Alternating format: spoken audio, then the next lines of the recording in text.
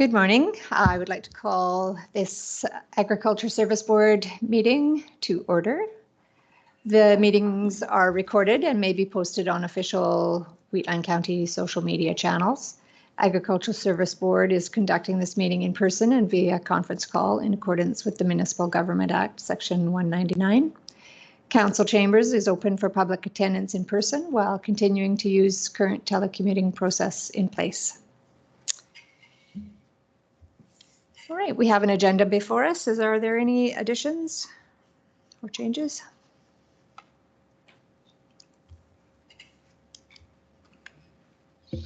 I'll move the agendas presented.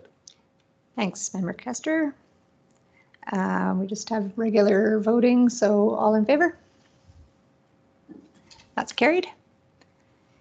And we have the minutes to our last meeting, July 5th. Any errors or omissions?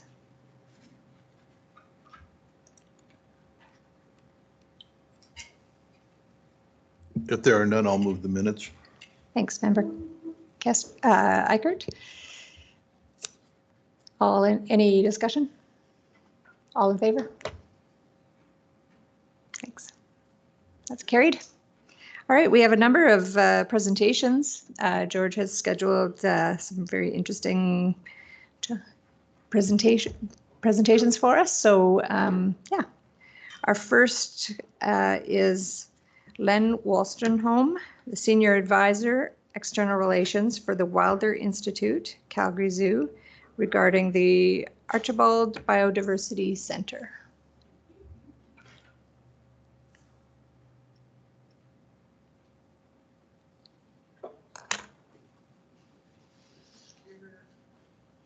Good morning.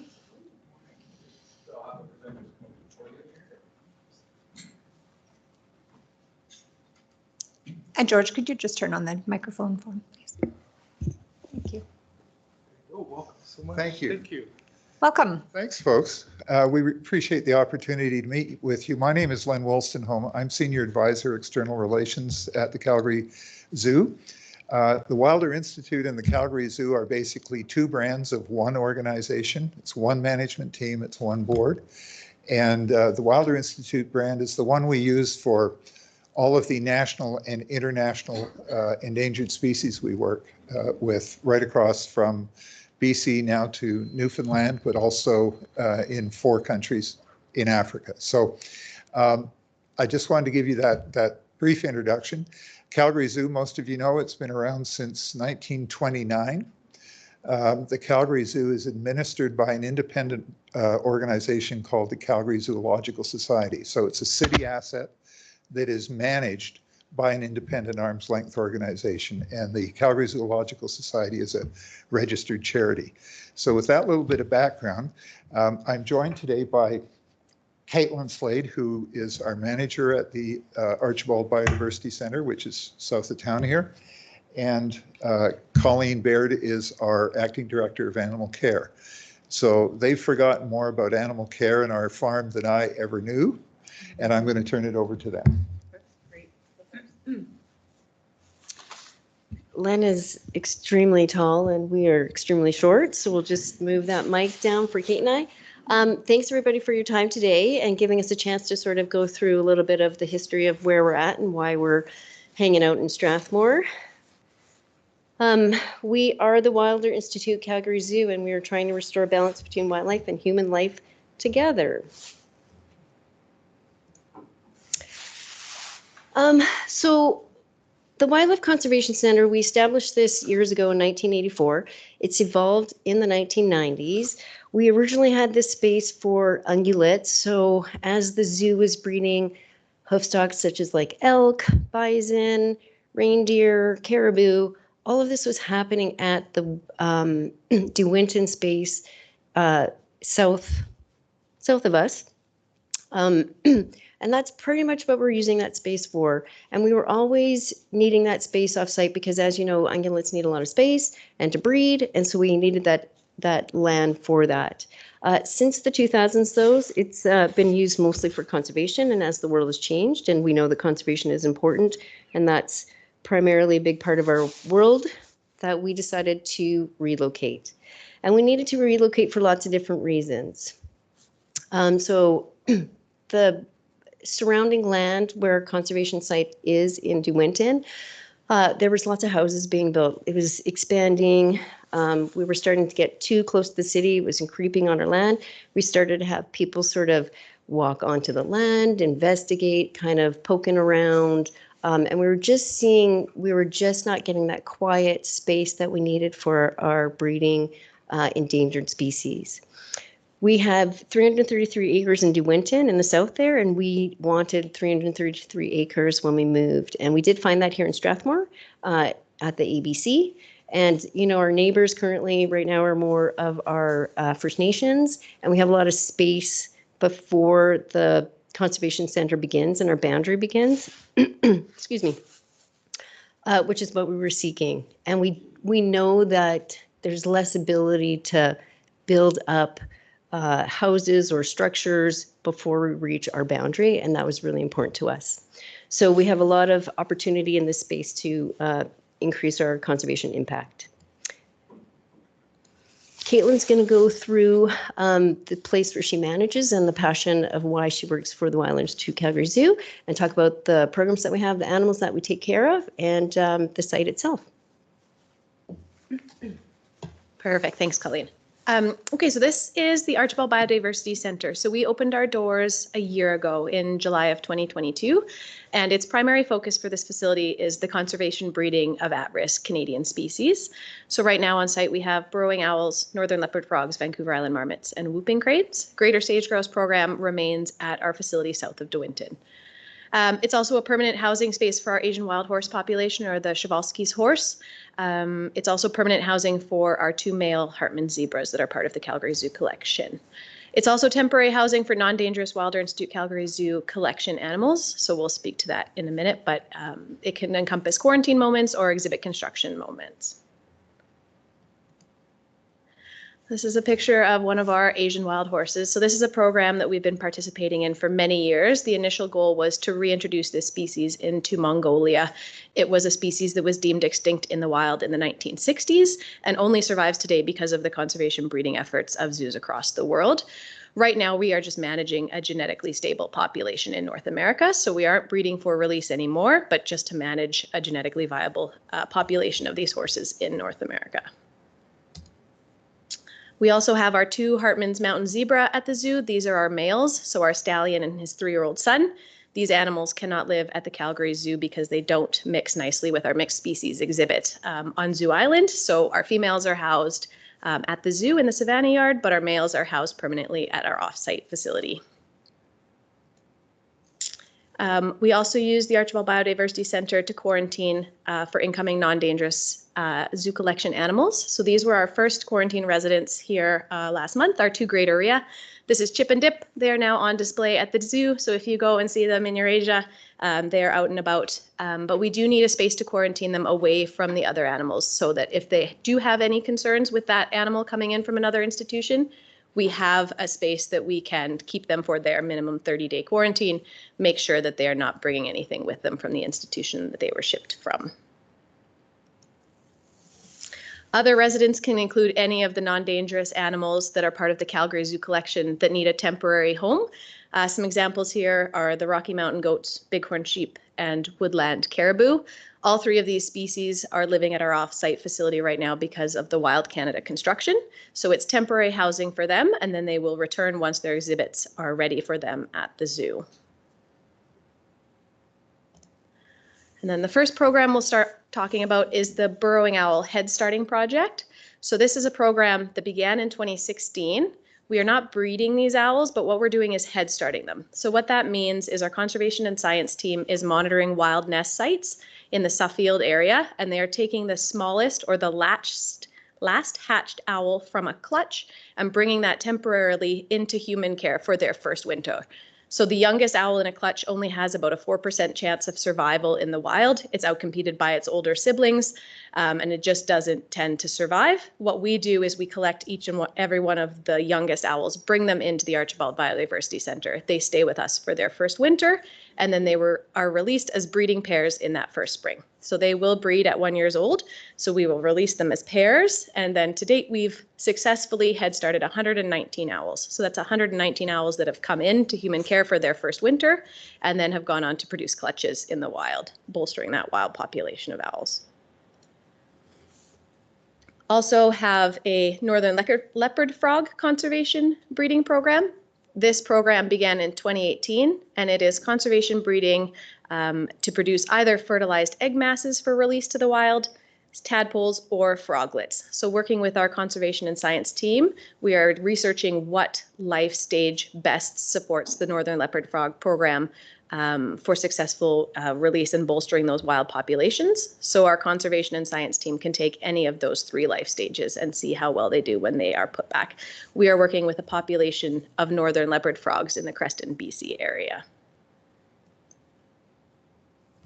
Also have a Vancouver Island marmot conservation breeding program. This program began in 1998. This is Canada's most endangered animal, and it got to a population of around 21 individuals on Vancouver Island. So as part of captive breeding between us and the Toronto Zoo and the Tony Barrett Mount Washington Marmot Recovery Centre on Vancouver Island, the 3 facilities breed Vancouver Island marmots with the goal of releasing their pups back into the metapopulations on Vancouver Island. And to date, 214 critically endangered marmots have been born through the Wilder Institute and Calgary Zoo's conservation breeding program. Also have a whooping crane conservation breeding program. This is Canada's only conservation breeding program for whooping cranes. There are 3 populations of whooping cranes in the wild. One is the Aransas wood buffalo population. So this is the Canadian-American migratory population that breeds in wood buffalo in northern Alberta and then migrates south to Texas for the winter. It's the only sustainable population of wild whooping cranes. There are about 500 whooping cranes in that population. So scientists are monitoring that population of cranes for viability. But then we have since set up two flocks of whooping cranes in eastern United States. So one is in Wisconsin that migrates to Florida, and another is in Louisiana. There's a non-migratory population of whooping cranes. The idea with setting up whooping cranes in eastern Canada is to safeguard against any sort of catastrophic moment that could happen to that wild population in the west, knowing that you have birds on the other side of the continent that can then support recovery efforts if needed. We began participating in 1992. We have successfully hatched 56 chicks, which have then gone on to support one of those 2 wild populations in the east. We also have a greater sage grouse program. This is the only program that remains at the WCC near De Winton. It's, again, Canada's only conservation breeding program for greater sage grouse. This program began in 2012, and we had our first captive breeding successes in 2017. So again, we're managing a captive flock of grouse, and then their eggs and their chicks that are hatched from those eggs are then released back into the prairies in Saskatchewan and Alberta.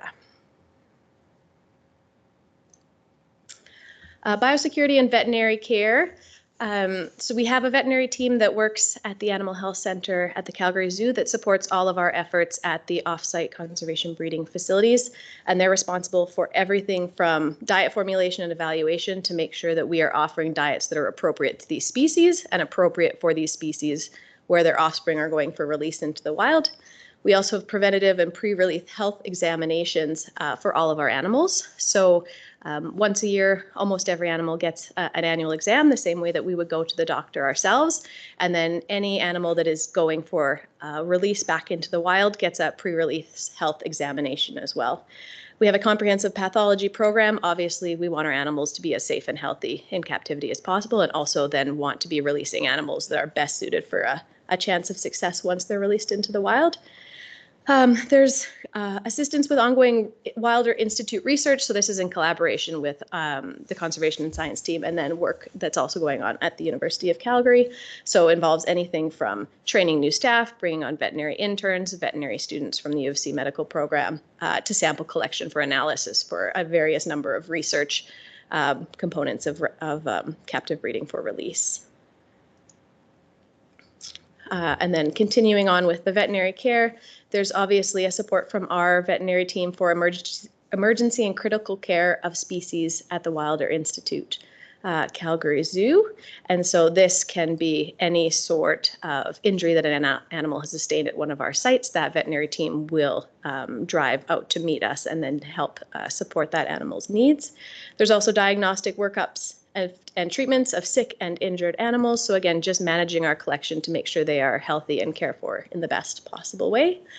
And then management of transition between managed care and release. So again, our veterinary team is supporting when these animals are going for release, that they are supported through that moment too. That can often be a difficult one when you're moving an animal from their sort of static and stable home in a captive center at a captive building to a pre-release pen or something out on the prairies where we're dealing with wild habitats and different sort of risks. So helping to mitigate those and making sure that when we finally open that door or that crate for that final release moment, that animal is well prepared to transition to life in the wild. And then a bunch of conservation medicine research projects. There are a lot of these that Dr. Doug Whiteside works with in collaboration with the University of Calgary. And so just supporting that research and that knowledge of how to care for these species in a captive setting.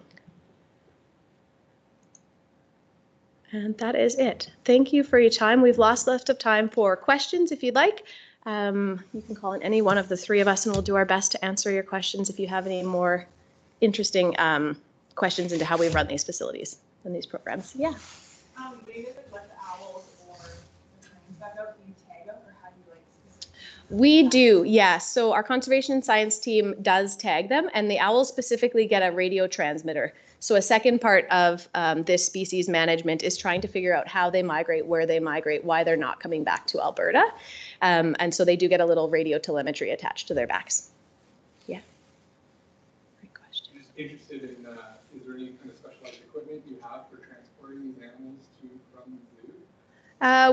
We do, in the sense that like we put burrowing owls in a soft-sided crate, and so they're not banging their wings and things like that. We put our marmots in very kennels, so similar to like for a small dog, a plastic crate, again, no sharp edges and things like that, so they can be safely transported. We give them some straw so they have nice bedding at the bottom. And you mentioned the male zebras are housed at the site because they don't get along well? Yes, they like to interact with our giraffes and our ostrich in a way that we don't formally approve of. So they get some enjoyment out of chasing them around the yard, and we don't want those animals running. So for breeding purposes, we then bring that female zebra out to our facility where she is bred, and then we will transport her back to the zoo so she can foal out at the zoo before that third trimester. Yeah. Yeah. Yes. Yeah. And they, like the zebras and the animals aren't normally, they climatize people? They do. So we have specific temperature parameters, especially for zebra. So if it is minus 15 or colder, we have them locked inside. So they can't adapt to a Canadian winter the way that the Asian wild horse is better suited for our climate. So you think of in Mongolia, the daytime highs are plus 30 and the winters are minus 30. And that is similar to Calgary. So we don't need to provide any special care for them, but certainly for the zebras and those tropical species, we do have indoor housing available in the winter.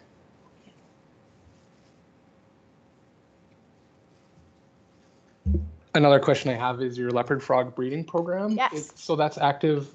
Is that in conjunction with Alberta Parks? I just ask because I have Len might be able to speak to it. I don't know the answer to that question, but go for it. My comment is I've been down at Johnston Island before and it was just crawling with frogs. Yeah, so this particular project, we're working with BC Ministry of Lands, Forests and something else, and with a local organization. And there are wetlands, there's a new wetland area that we're doing releases in that's partially on private land and partially owned by the Nature Conservancy of Canada. And so we collaborate with a lot of different organizations and individuals. Like with the burrowing owls, we actually work with DND at Suffield and with neighboring ranchers who want to see the population of these birds recovered. They remember when they were children, they were all over the place and just a normal part of things. It's the same with the northern leopard frog. They used to be in every significant wetland in Alberta, and they aren't anymore. So Alberta doesn't currently have they don't have current enough population information to determine whether or not Alberta needs a breeding program, but BC definitely does. And there are other provinces like Saskatchewan where it's necessary as well. We actually do a lot of work. We wrote the amphibian protection strategy for the government of Saskatchewan that affects development, right? A developer comes in, wants to fill in a wetland. Well, what has to happen? How does that get managed? And will they be allowed to? Yeah. Very interesting. Thank you. I actually attended a zoo camp when I was little, so I remember seeing the Waltese horses then. And I was wondering if you're having the public come on site for things like that, or is it purely sort of just zoo staff? For now, it is just zoo staff or departments that are looking for support, so sponsors and donors and things like that. I think we certainly would like to engage with the public in a meaningful way. It's just in our first year, we didn't have a capacity to host that appropriately. Maybe you had. I'll just add to that we're only at phase 1 of the development of this facility. Phase 2 contemplates possibly having a facility for visiting researchers to come to be accommodated, but also to do the work and learn from what we're doing and then take that back to their various countries and so on. So we've only got phase 1 done, and I think we spent about $12 million between purchasing the land and building what we have now. And, you know, we're a charity. We don't have endless amounts of money. We've had a number of donors that have stepped up to help with this, but such as Don Archibald and his family, which is why it's called the Archibald Biodiversity Center. But we've funded most of that on our own. And so we have a limited financial capacity, and we need to balance between the development work that we do at the zoo and the necessary life cycle work, and then, you know, the work that we do out at the ABC. So it's balanced. The ABC will not ever really become a full public space like the zoo is, you know, but to sort of what Caitlin was saying, you know, how do we do like an open house, do a community-based welcome moment? Because we actually breed endangered species out there, we really want the public to stay away for the day-to-day kind of opportunities. But, you know, as we become more familiar with the community and our surrounding, you know, partners and friends, we want to share our successes and talk about the space and be proud of it and you know, get that support from everybody here for sure. And it's new for us, right? We've only been in this space for about 2 years, and we're certainly learning more. And just for members of the council, I believe MP Martin Shields has been in touch with an invitation for an elected official's visit to the DWCC, and that's on, sorry, not the DWCC, the Archibald Biodiversity Center, and that's on October 10th, I believe at 10 in the morning. Do you release any burrowing owls in the vicinity? I'm thinking here east, because I remember not too many years ago there was quite a few of them around. And then there was a move to recognize them and conserve them, and put stakes up, you know. They're, ever since them days, owls gone. Yeah. So we're currently working with the Suffield base, military base, with the Department of National Defense, and with neighboring property owners, because there are a number of ranches and farms along there. And so that's where we're currently taking the young birds and also reintroducing them. So in time, maybe. We'll just have to see. Part of it has to do with, you know, there are conditions that cause those animals to disappear from certain locales, right? We don't know necessarily what they are in every locale, but you need to go in and determine what are the factors that have led to the species decline in a given area. Have those factors been mitigated, or is there a way to mitigate them so that the habitat will once again be receptive to them? If it's not, then you're fighting a losing battle. There's no point putting them back if they can't survive in the habitat. Were they, I don't know, I always thought they were shy. They don't like many people around. You get a higher population of people that drive them away. Caitlin's got a population she deals with, so. I do have we have 26 this year. Yes, I would say like human encroachment and human activity is not conducive to good burrowing owl habitat. Obviously, they are wanting undisturbed land where they can hunt and are not coming in conflict with vehicle traffic or buildings and windows and things like that. So I think as population centers grow, you will see that burrowing owl population start to decline around those centers of activity.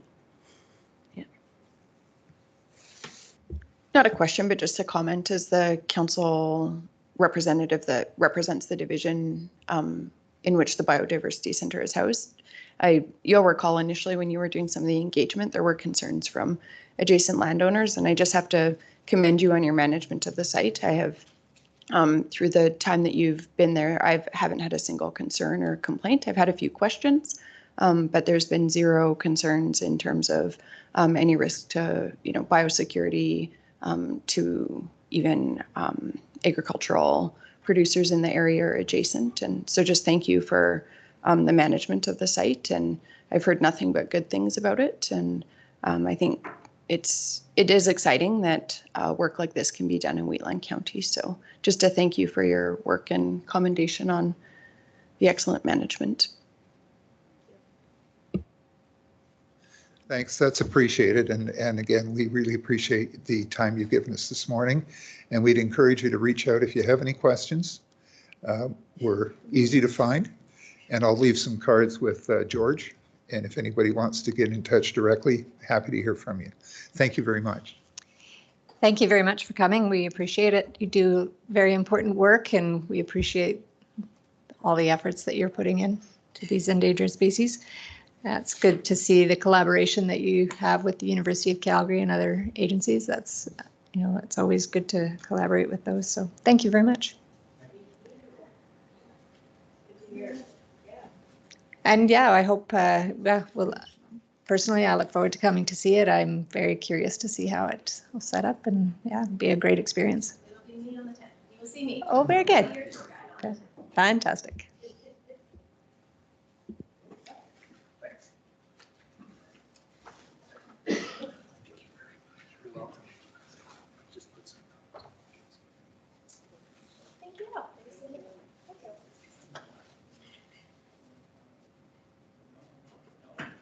We just have the City of Calgary and Silvis just getting ready here. There'll be about a minute. If we could keep to the time frame, I'm sure there's some public that want to attend. I let them know the time they were going to be here. So they're scheduled for 9:50, so perhaps we could move on to the rest of the agenda and come back. So maybe we'll go on to 2.3.1, new business, the 2023 ASB South Regional Conference.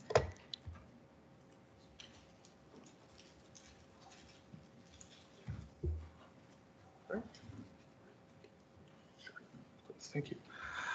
Good morning, ASB. Just going to bring up this background here.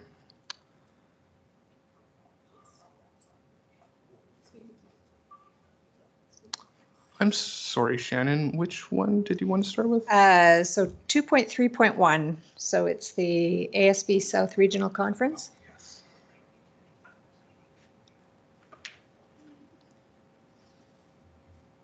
It's on page 36. Yeah, thank you. I apologize. That's okay. All right, so the conference is in Oyen. Conferences are a good opportunity for keeping up to date on provincial and regional agricultural issues, as well as on emerging trends in technology and agriculture. Resolutions from the South Region Municipality are presented at this conference, and if passed, will be forwarded to the provincial ASB conference in January of 2024. We're interested in making arrangements. The registration due date is October 6th. So if members of ASB would like to go, then very much like to organize that for you. Okay, so we need to make some decisions quickly then. That's Friday. We need to know who is interested in attending. Yeah, I think they're always pretty valuable for learning opportunities for ASBs, knowing what other organizations in the area are working on and thinking about. So I encourage anybody who wants to come for sure. And there is a potential resolution suggested. Anybody is interested in making that? I'll move that the board approve attendance and 1 overnight stay for interested Agriculture Service Board members and up to 2 members from administration to the 2023 South Regional Agricultural Service Board Conference to be held on October 18th and hosted by a special areas board in Oyen, Alberta. Who doesn't want to go to Oyen, honestly? I've stayed at the Antelope Permit. Oh, yeah. Antelope Inn. Actually, if you've ever driven up there, I have kids in hockey, and you do see antelope. It's a very interesting drive, actually. Yeah, it's not something you see every day, but there's lots out there. All right, any discussion on the motion? All in favor? That is carried. Thanks, George. So in terms of process, board members who are interested should just reach out to George. And then if there's more than 2, we can just figure out some kind of process. So it's any board members and then up to 2 administration. Oh, sorry. So any of us that want to go are welcome to go. Awesome. Yeah. And just let George know And before Friday. yeah, so he can register whoever is interested. Fantastic, thank you.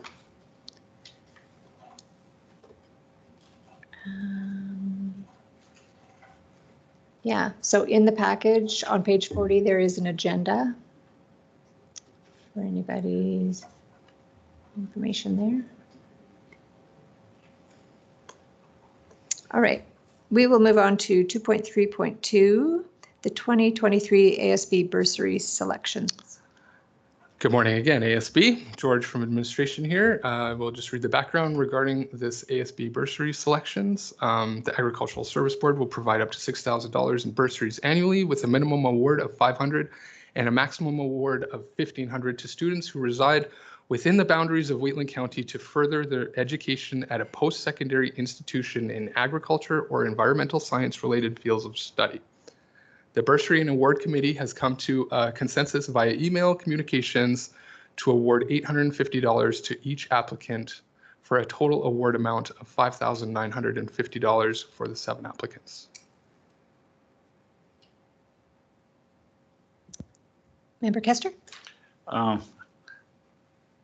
don't see the applicants' names mentioned, but I am pretty sure one of them is my grandson. And for that reason, I am going to abstain from voting on whatever you call it. I don't think it's pecuniary interest, but it's, I guess it could be construed as. So I'll leave the room till. Okay. Just maybe just a guidance here. If it's not, so is a grandchild part of a pecuniary interest? I'm not sure that the relationship. So if it's not, would he? I'll really quickly check. Yeah. I believe it's up to the counselor to declare. If they feel it's up Okay. to them, it's entirely their right. Okay, that's perfect. That's all I needed to know. Yeah. Okay, thank you. Yes, yes. All right, then the board's wishes. We have a recommendation from administration on page 41 for a resolution. I'll move that the, Sorry. oh, sorry. Yeah, sorry. Sandra reads. Oh, well, So I move that the board accept the recommendation of the Agriculture Service Board awards and bursary committee to award $850 to each of the 7 bursary applicants.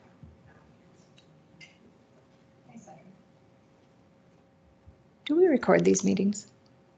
So if you just maybe your microphone wasn't on, do you mind just doing it for the recording? Sorry.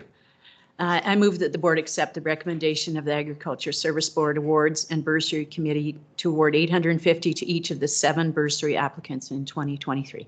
Thank you. Any discussion?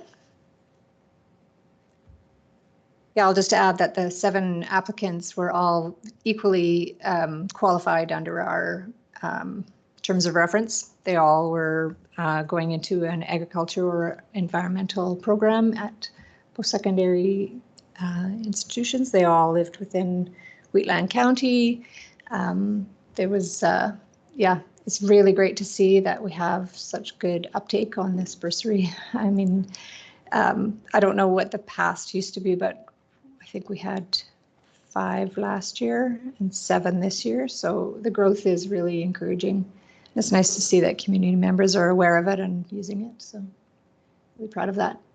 Go ahead.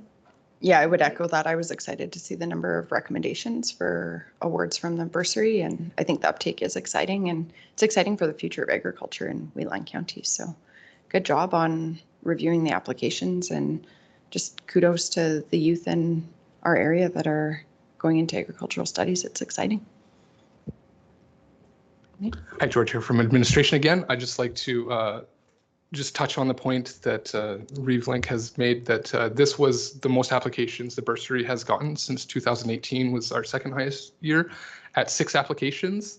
So that was very exciting to see everything. And, you know, I think with our increased advertising that it has made more of the rounds in the community. So we're just really excited about this. So thank you. All right, any other discussion or comments? If not, I'll call the question. Is it all in favor? And that is carried. Rick, you'll get Glenn. Thank you.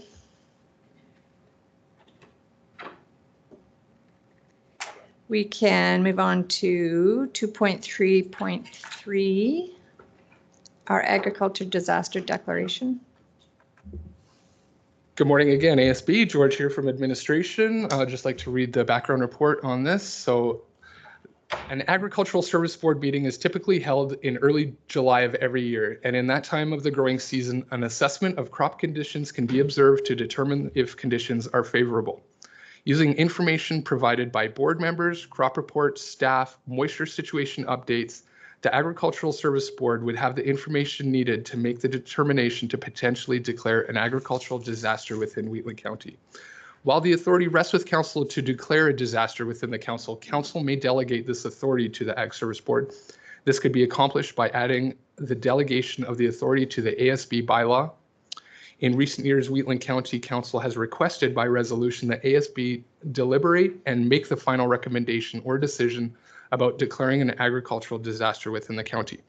The recommendation to delegate this authority to the ASB is being made under the premise of streamlining the associated administrative process, and delegation of the authority does not preclude the ability of council to make the decision to declare an agricultural disaster should council wish to do so. Some background legislation from the Municipal Government Act, the Emergency Act, and the Alberta Agricultural Service Act is provided below for reference. I will not read that verbatim. However, this is where I will stop. Thank you. Any comments or board's wishes? There is a resolution provided. Go ahead, Member Larson. I'll move that the board direct administration to draft a revision to bylaw 2019-19, adding a clause to delegate the authority to the Agriculture Service Board to declare agricultural disasters within Wheatland County, and bring the draft of the revised bylaw back to the board for consideration to submit the recommended bylaw revision to council. Thank you. Any discussion? I I had, when George proposed this, I had asked him if other ag service boards and councils have gone this route, and he'd indicated that there are a number that have been delegated this authority. He's right, the timing of it is conducive to an ag service board declaration. Sometimes it gets delayed because of having to go to council if council hadn't pre-authorized it as we had this year. Yeah, I'm in support of the idea. I don't know if anybody has any other thoughts or considerations.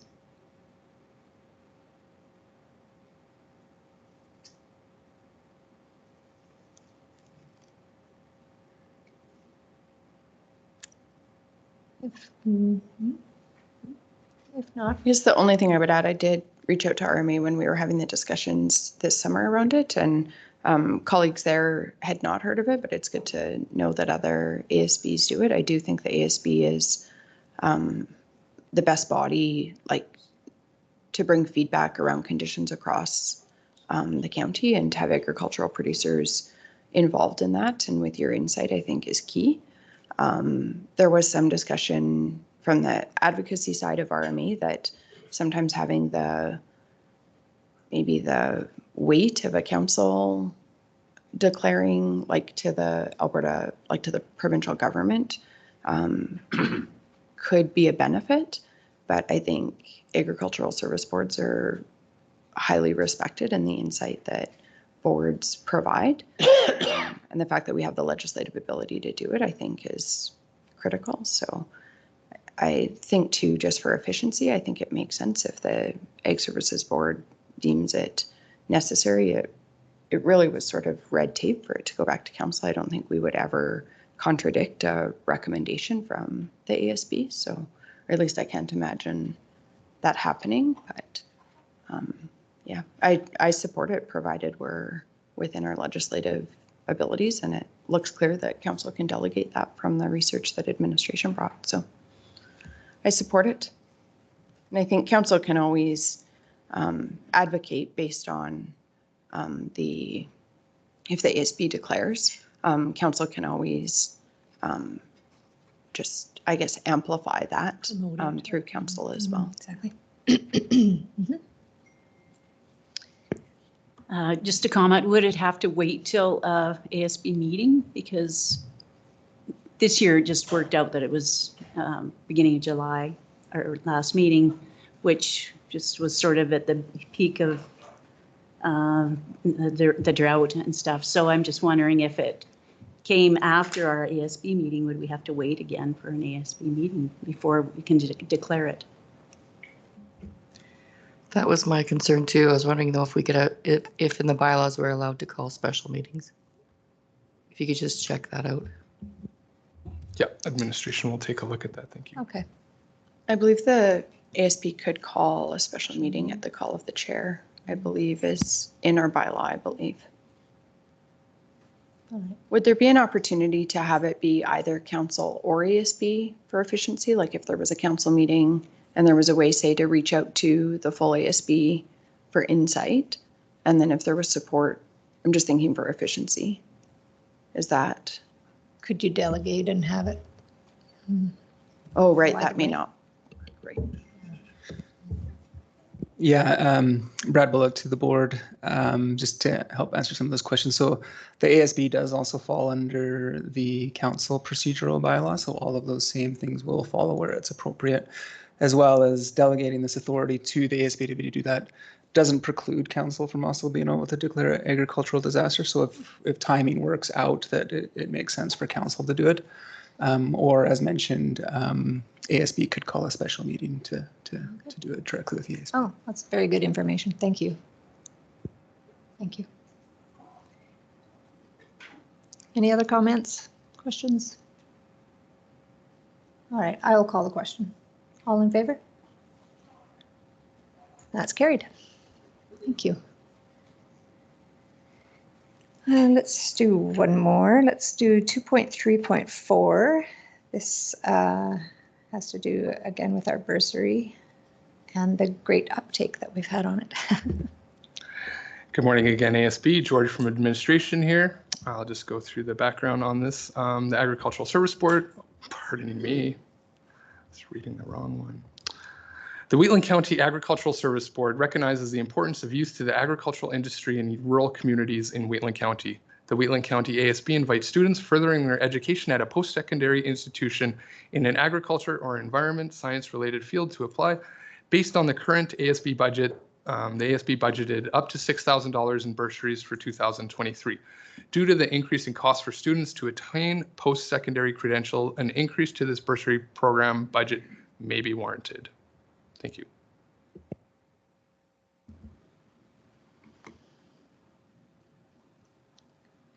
Member Link?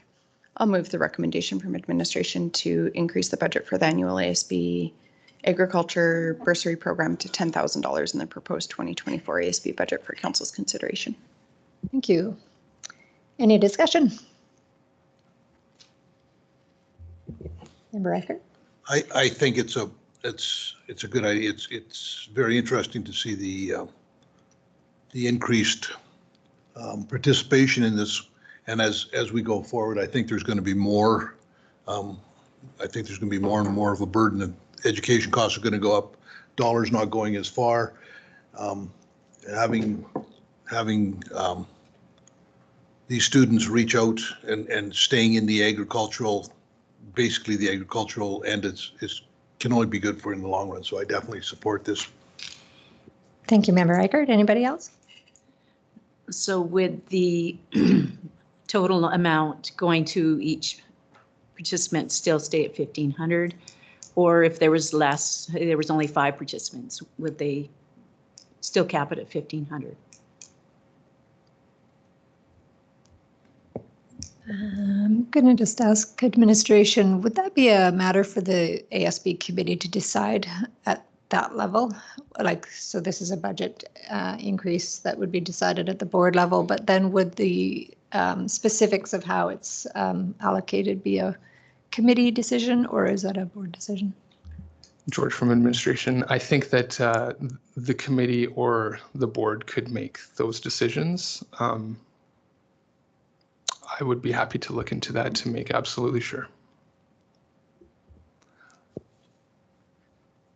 Mm-hmm. Donna? Yeah, I'd like to, it would be nice to have it used every year, Mm-hmm. like separated between the applicants. Mm-hmm. Yeah, so perhaps administration could look into, I don't see a policy on it, but if we have something, if there's some kind of procedure, if the committee doesn't have discretion, I would like to see the committee to have the discretion to allocate the full amount, dependent on the number of applicants. I think that's a really important point. So yeah, absolutely. If there's applicants, you could increase the award amount to utilize the funding. I do think that an upside, a maximum amount might be okay if we only had one. I don't know if we'd want to give $10,000 to one person. So I don't mind the idea of a maximum amount. It could be increased from 1,500 to 2,000 or something like that. But I think $10,000 is even 2,500 maybe or something, just to recognize like the increasing costs for tuition and attendance, and especially for students, like we're sort of right on the edge of, depending on where you're accessing it. Obviously some you for sure have residency expenses and stuff too, but yes, especially for most agricultural programs, but true.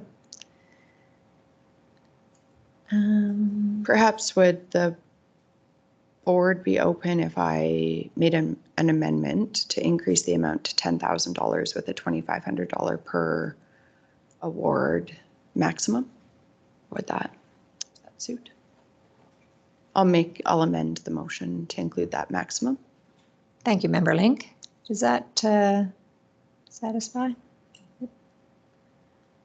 So the amendment is up on the screen right here, just so everybody can review and make sure.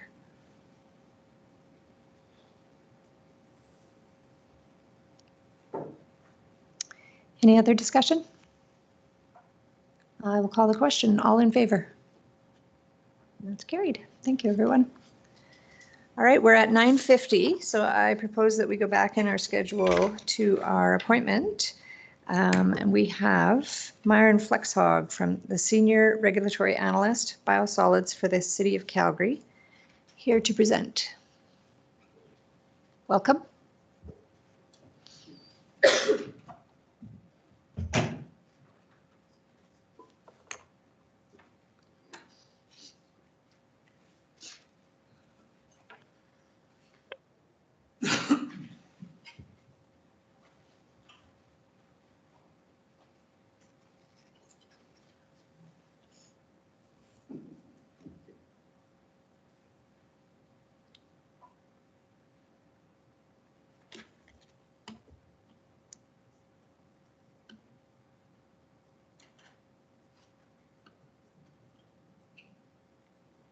Thank you very much.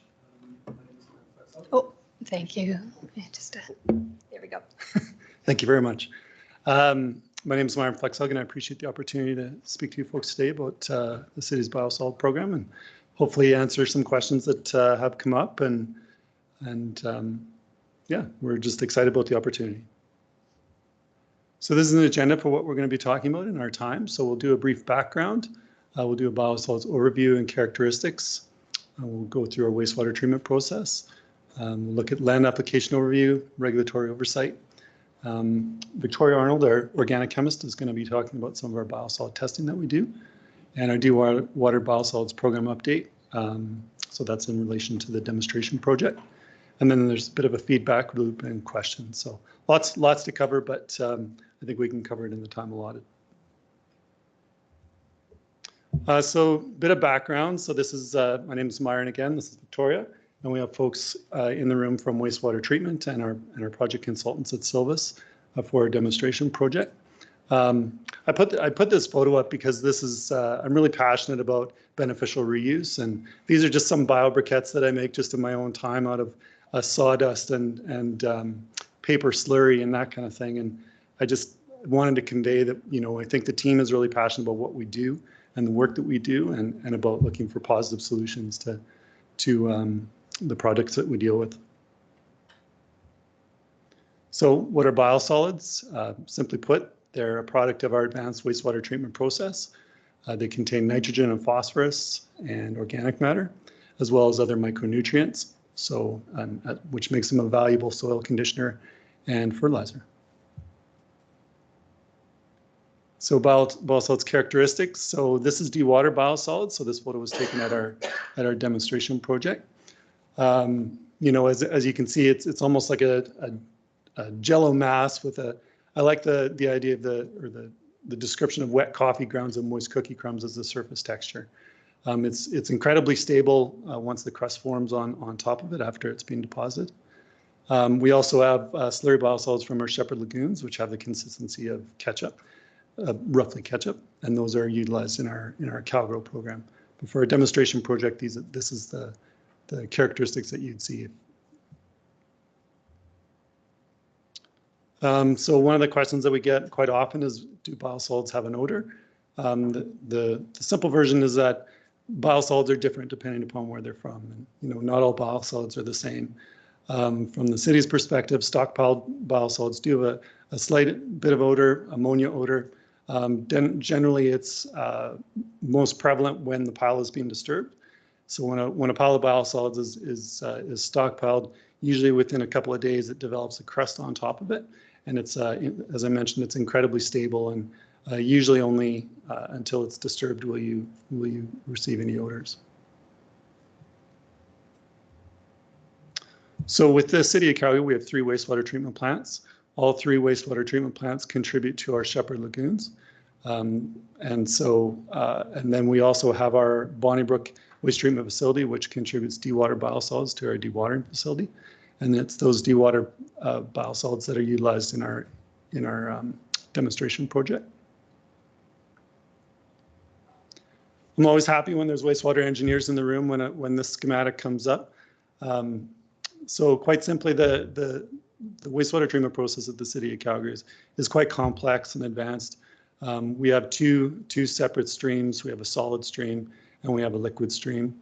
Within the solid stream, there's several treatment processes along the way, which both biological and physical, which transform organic matter into biogas and biosolids, and along the way significantly reducing pathogens within that process. So quite elaborate process. In the end, as I mentioned, our biosolids go to the Shepherd Lagoons or to the dewatering facility and slated for land application. So the difference between biosolids and sewage sludge, quite simply, it's the treatment. So sewage sludge is typically referred to semi-solids that are not suitable without further treatment. Biosolids are created when sewage sludge undergoes advanced treatment to convert complex organic material into sludge and methane, carbon dioxide, and biomass, and to reduce solids. And as I mentioned, pathogens are reduced all along the process as well. So why land applied biosolids? Replace the need for chemical fertilizers. The organic matter improves soil and water and nutrient retention. And both the federal and the provincial government have mandated beneficial reuse of biosolids as simply a product that's too good to waste. So this is an overview of our 2020 biosolids management program at the city. You can see that our CalGrow program is by far our largest net user of our biosolids, followed by the composting facility and the demonstration project. From a tons dry solid perspective, the CalGrow is roughly around 2022 is roughly around 10,000 dry tons. The composting facility was around 6,200, and the biosolids demonstration project was around 2,700. So biosolids usage, how's it regulated in Alberta? So federally, as I mentioned, the CCME and the federal government, their Canada-wide approach sort of mandates the beneficial reuse of biosolids. Biosolids that are within compost are regulated under the CFIA. And provincially, the actual land application of biosolids is regulated from the province. And the guideline for the application of municipal wastewater sludge into agricultural land is our guiding document. As well as land application programs can be authorized under specific AEPA letters of authorizations. And all of this is encompassed in our approval to complete this activity is included within our APIA wastewater approval. I've had some questions of what does a dewater biosolids application look like. So this is a typical example. It's a little hard to see in any of those dark spots. That's biosolids that's being applied, and this is at our demonstration project. So I'm going to pass over to Victoria to kind of talk about our biosolids testing. Good morning, everyone. Thank you again for the invitation to come and speak with you all today. I'm a professional chemist. I work for the city with water quality and regulatory assurance. My specialty as a professional chemist is trace organic compounds. So organic compounds being substances that are made mostly of carbon and hydrogen. An example I'm giving here would be sucralose, which is an artificial sweetener, also known as Splenda. And when we're talking about trace organic compounds in biosolids, it's important to recognize that the concentrations are minute. So we're talking about parts per trillion, parts per billion, or even lower. So a good visual to kind of wrap your brain around what 1 part per trillion looks at. If you take a 25-meter swimming pool, not unlike what you would have at your rec center here in Strathmore, and fill it with biosolids, and then take a single grain of Splenda and mix that in there, that would be 1 part per trillion of Splenda in those biosolids. So it's very minute, and it's only because of the amazing technology we have today that we can detect that. But it's important to recognize that just because we can detect it doesn't necessarily mean that it poses a risk. So our approach at this city to trace organic compounds has been very proactive. Our priority is to make sure that public health and the environment are protected.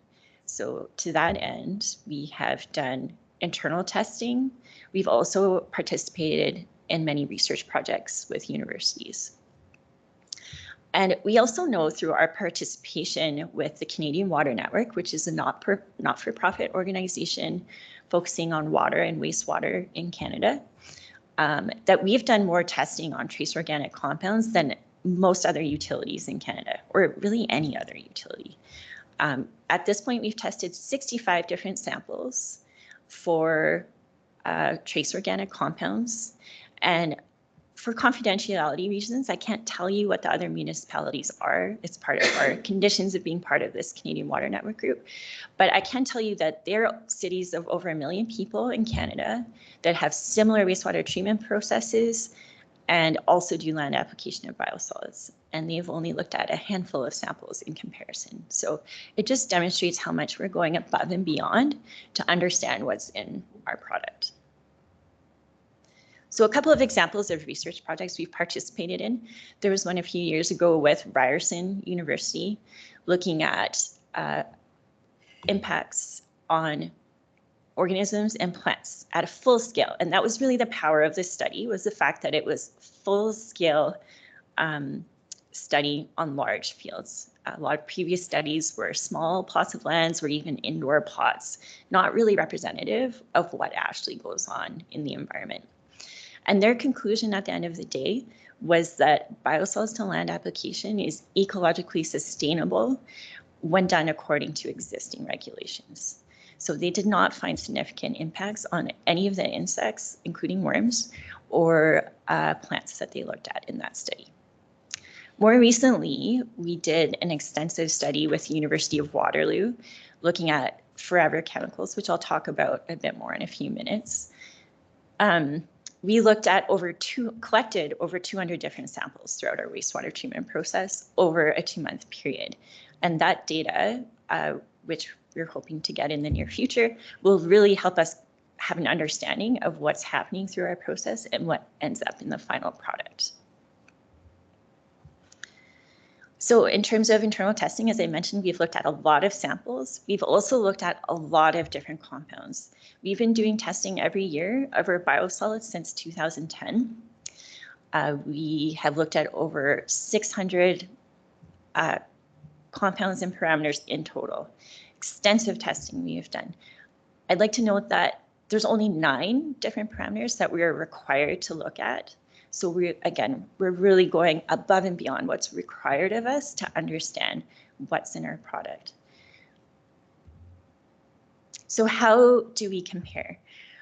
What I'm showing here in this table would be the typical concentration that we see in our dewatered biosolids, and comparing that to extensive data that's been collected by Environment and Climate Change Canada on trace organic compounds in Canadian biosolids. And as you'll see, we really lie in the middle. Our typical concentrations are very similar to the typical concentrations seen across Canada, and we're quite a bit lower than the maximums that are seen elsewhere in Canada. One thing that we've been noticing looking at our data is there is a decreasing trend happening for certain trace organic compounds. An example I'm giving here would be triclosan. It's an antibacterial that previously was used a lot in things like antibacterial hand soaps. And in 2018, the federal government added it to the Canadian Environmental Protection Act's Schedule 1, meaning there are actions that, like pollution prevention actions, that are required for companies that want to use this in their products. And as you can see, there's been a noticeable decline in concentration in the dewatered biosolids since that happened. So that's important. Source control measures work, and it's a really effective way to help decrease the amount of trace organic compounds like these in the environment. So forever chemicals, I wanted to talk about a bit more. There's been a lot in the media about these lately. They're termed that because of the fact that they're quite persistent in the environment. They're compounds related to Teflon. They're used in a lot of different products. Everything from firefighting foams, nonstick frying pans, even microwave popcorn bags, believe it or not. So we're doing extensive testing and research. As I mentioned, we have that research project with the University of Waterloo. They're recognized experts in forever chemicals. We've been really pleased to have the opportunity to work with them. Also important to note that there are federal source control measures that have already been implemented for forever chemicals. So there are a few that have been banned for a number of years in Canada. The government of Canada is making this a priority. We are expecting more restrictions on forever chemicals to come soon. The graph I'm showing here is the concentration of one specific forever chemical called PFAS. This is what we've seen in our dewatered biosolids. And very recently, the Canadian Food Inspection Agency has proposed a limit for the amount of PFAS in biosolids imported into Canada. So even though this is not a benchmark that we would be expected to meet, it's still useful as a safety standard that's available. And as you'll see, we fall quite a bit below that threshold that they're proposing and is expected to be coming soon.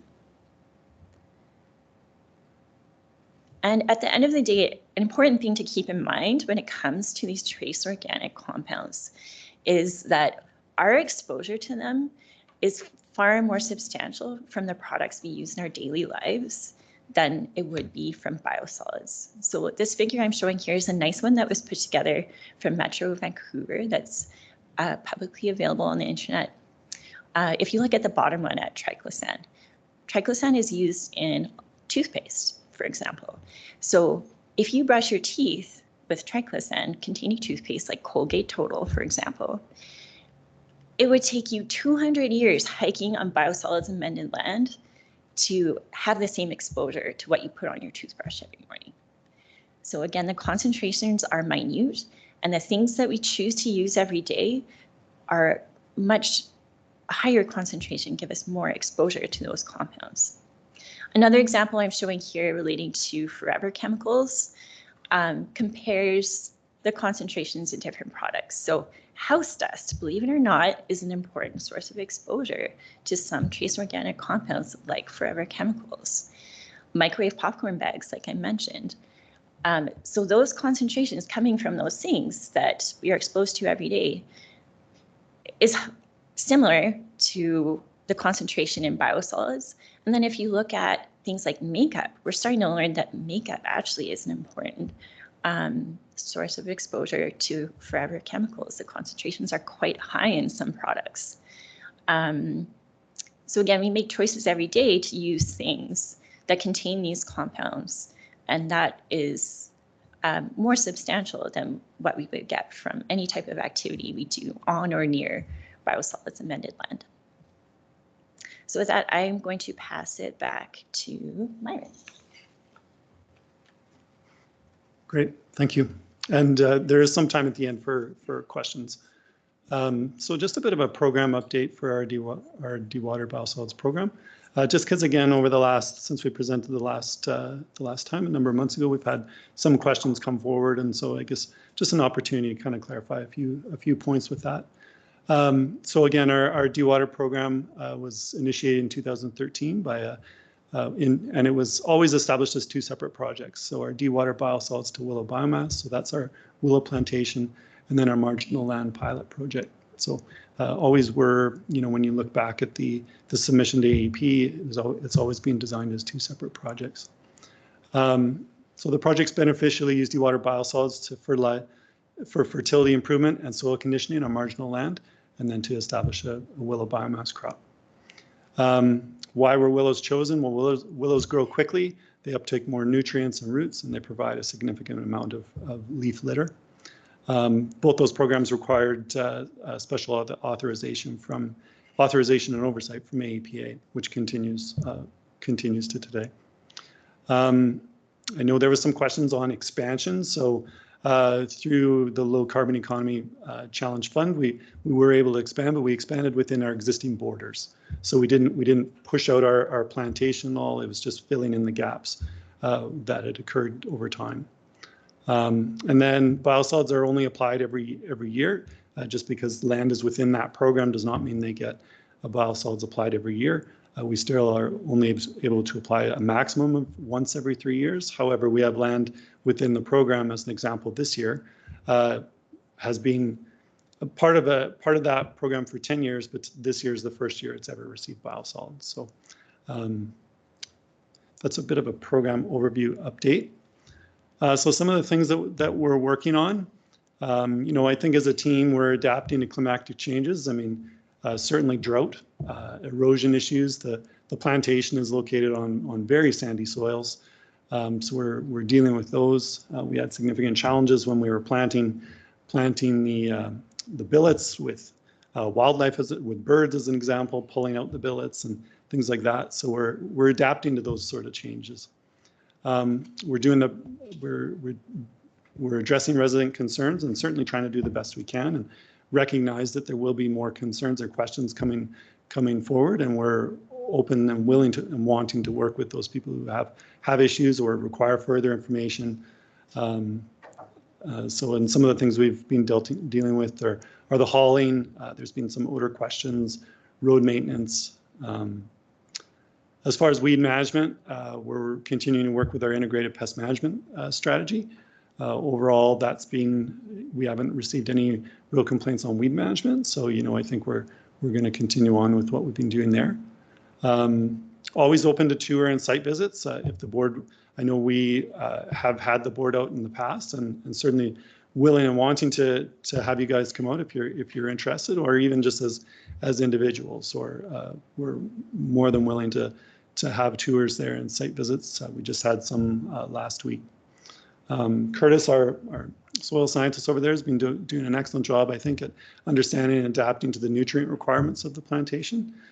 Certainly a lot of challenges when you're growing willow in sandy locations, and he has over close to 30 years of experience working with biosolids. So I think we've been doing a good job of that, and we continue to work on making sure that there's a real balance between what we're applying and what the nutrient requirements are. So, and these are just some photos there that we've taken. Some of the willows up top. We've provided some area residents. We did an odor assessment, and so that's the monitor that was set up. And then just recently we gathered some jars just to kind of look at what we're seeing from the soil changes when we have material, and what's the soil starting to look like after the plantation's been there for a while. I think communication is always one of the biggest things that any program can work on, and that certainly includes us. One of the things that we did in the last year for our reporting is we kind of developed a one pager in association with Silvis that gave a real overview of the program, and what it's done since its inception, what was done for that current year, and just to provide something that we can hand out to whoever has an interest, and certainly to our landowners in the area, to just again convey that information on a quick format. I will say I quite like the document. I think it's been pretty useful, and some of the feedback that we've gotten has been pretty positive. So we'll continue on with that. But I mean, as always, we're open to other suggestions on how to improve. So, I mean, with everything, what can we do better? I think one of the things that we maybe fell down on a little bit is identifying project changes to interested parties, and that includes this board. I think we can do a better job of communicating how we're dealing with certain issues, about how we're moving forward, what has been a change. And I think that's going to be something that we really focus on as we move forward. I think seeking opportunities for mutual benefit with county and residents. It's been pointed out that the benefit to the willows is primarily to that one landowner. So, I think really wrapping our heads around that and really figuring out if there's a way that there's a bit more mutual benefit to the county and to the residents that are involved. Adhering to evolving benchmarks and bylaw requirements. So that kind of came up this year of when it came to certain requirements around stockpiles, as an example. And so that was a change that had occurred, and we were not familiar with that change, and so now we are, and we're really working to get back in line with what the county is requiring for some of these bylaws. And again, more frequent and consistent communication. I think that's kind of that's going to be a mantra that we're really going to hammer on for our team. And, and then other, I mean, we're an open book and we're willing and wanting to provide information. And we're certainly seeking your feedback. I think, you've received some feedback from your residents and provided that to us, and that's great. And I would certainly encourage that to continue. And that mode, whether that's through our 311 or those comments can be provided to George, I think, and George can provide them directly to me. So that I guess I want to give you confidence that those concerns are going to the right people. Like the team that we have here in place. And with you today is the team on this program. There's an extended team, of course, of other folks that are involved. But, I guess I just wanted to reiterate that communication link is established, and we are willing and wanting to receive feedback on it, positive or negative. So we do have some time for questions. I did like this photo because this one I took just just last week when we were out at the plantation. And so this photo is of an area that was in willows for a number of years. So, out there, certain sections of it it's really sandy, loamy sand to sand, kind of beach sand. And this had willows for a number of years anyways. And just this September, it was turned under, broken up, and seeded to fall rye. And so I really like this photo because, you can really get a glimpse at the amount of organic matter that's being returned to the soil. And it's a really positive, to me, this is a really positive photo and one that I kind of like to see, at how this program is transitions and what are some of the positive benefits of it. So that's the end of my actual presentation. We wanted to make sure we left lots of time for questions, and I'll probably maybe call on some of the project team to come up and answer them too, as appropriate. So. Thank you very much. Yeah, we appreciate the information. I'm sure there are questions around the table, so I'll open it up. Sorry. I just see a member in the public indicating an interest in addressing. Good morning. I just have one. We just have to go to the chair. If you don't mind, would you mind coming up to the podium there and just introducing yourself, and then, yeah. Thank you very much. Good morning. My name's Dave Collier. This project surrounds our farm. The question I have, where is the location on this photograph, please? So where is it from Southwest 16, 26, 25 west of the 4th? It's in section 18, I said. So I understand that. Is it west of my place or north? Thank you very much. Was it done way north of the road or south? What I'm trying to get is I've been down that road many times and I haven't seen the willows harvested or the land broken up with the roots with a big rototiller. This is what I'm concerned about. So is your question, where is this particular field? It's in the middle of the section. It's in the middle. And so the willows are harvested on a 3-year cycle as they become of size for the composting facility. So this particular field, yes, it's in the middle, and that was tilled under this year. Okay. Answer your question? Yes, ma'am, it does. Thank you very kindly. Yeah, sorry, whenever we have questions or answers, could we all come to the microphone so that it can get captured on the recordings? Thank you. Was your question answered then? Yes, satisfactorily? Thank you. Any others? Member Kester. Yeah, when you do your soil sampling, like when I do my soil sampling, I get a reading of organic matter. And it changes over the years for sure. I'm just wondering if if you had a soil sample from prior to the willows being put in, showing the organic matter. And I'm thinking you have probably a more recent soil sample of current organic matter. Do you have that information or the? Yeah, we do. And actually, maybe I'll invite Curtis up to just kind of talk about that process.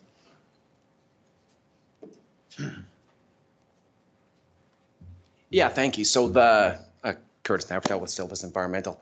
Yeah, so the program started in 2013. So back in 2013, before any applications were done, you go out and do your procurement sampling. And we do that anytime a field comes back up in rotation. And then 1 year following the biosolids applications, we also go out and do post-application at the end of the first growing season. So for a number of areas, we have multiple soil data sets going back from 2013 to, they were just out last week doing our post-application sampling for the 2023 program. So the fields that were applied to in 2022. And we've looked at everything from the nutrients, the organic matter, the salinity like SAR, electrical conductivity, the metals, anything like that. So can you see a trend or the land getting better in certain areas? Like, yeah, the biggest thing that that you can really see, especially like even on the ag fields that we applied on last year. So the fields just to the north, we sampled those, and then sampled the fields that were applied to last fall. And what we wanted to look at there is the agricultural applications. They're a fairly low application. You're applying the nutrients based on the reported cropping intention. So in this case, it was a barley crop.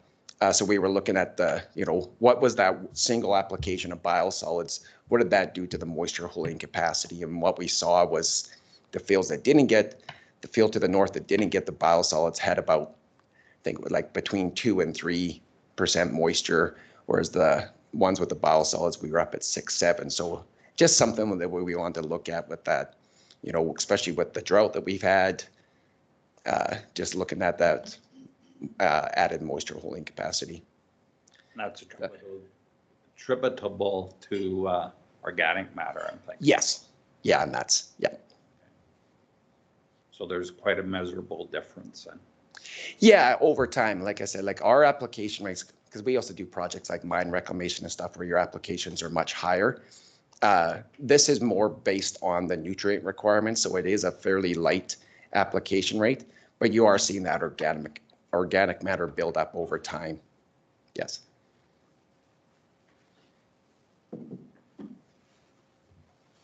Thank you.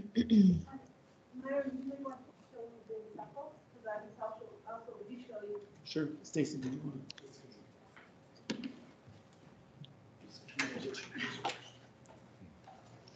Generally, we have these for the visitors that are coming. If you could just stand to the microphone, please. My apologies. Generally, we have these for visitors that are coming to site, and it's just showing a little bit of the difference in the soils. Just looking for this one. So this would be the type of sandy soil that was at site prior to the willows being on site. And we've got a little bit of a series of activities. So you can see this was an agricultural field that was applied with a little bit of a different type of material. Sorry, I ran out to the vehicle to get these, so I'm a little bit out of breath right now. This would be section 18, and this was the plantation area that was returned. So that picture up there, this is the soil that you would have there as compared to the type of soil that would have been there before. So you're welcome to take a look at these. Anyone can come up. As I said, we keep them. Do you guys want me to? Here. So that's section. I can see him from there. It's a big difference. And you're welcome to take a look as well. Thank you for that. Member Eichert, I think. Had Yeah, it's probably me. I'm sort of confused here. A lot of this presentation is with willows. But so is there a difference between the dewatered biosolids to willow biomass and the marginal land pilot project? And if there is, how much of this material is used in the Willows and how much is used in the marginal land pilot project? Because I have, up until right now, have always assumed that Silvis was the Willow project. So you guys are putting material on quote unquote marginal land, is that understood? So what's the percentage? What was the percentage for last year?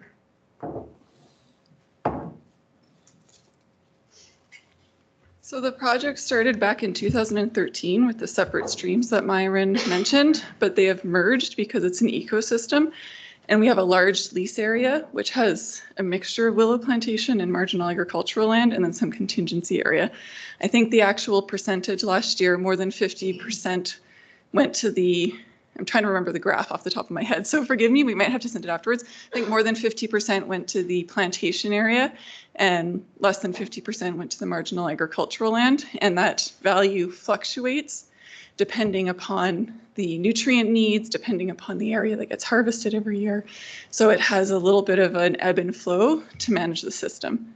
But there are, and the marginal, I'm just going to put out there, that's a classification that's based upon the land application guidelines. So these areas are usually in that class 3 to class 2, so not the highly productive areas. So marginal is not a derogatory term of any sort. Just want to put that out there as well. And that is that, so the stuff that's put on the, I'm using the words marginal because that's what it says. Yes. So the marginal land, is that, can that be, is that cropland? Is that land that could be used for food production, or is it hayland? It's a mixture depending upon the fields of what's in there. So some of them, there are restrictions on the types of crops you can have afterwards in terms of the foraging crops. So some they'll grow canola the next year, some they'll mix into the different areas. Over 10 years of the project, we've had different fields. So I can't tell you off the top of my head the exact crop in every field, but can we get certain information to you? Well, I'm just, well, this is concerning because I think I know who's the landowner in that area, and they sell cold pressed canola oil. So I'm buying canola oil that is using this material as their fertilizer base. And I understand everybody here is experts and all that kind of stuff, but I'm just trying to figure out how much is too much of this stuff. Like, I mean, I'm just gonna, I read an article in the Canadian press that they're testing wastewater in the city of Calgary, and in the past few months, the amount of carfentanil has increased 4 times. I don't know anything about carfentanil except for it's an elephant tranquilizer. And how much does it dissipate after time, or is it I mean,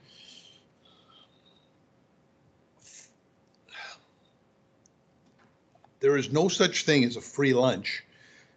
The farmers are supposedly getting quote unquote free fertilizer, but what is the cost down the road?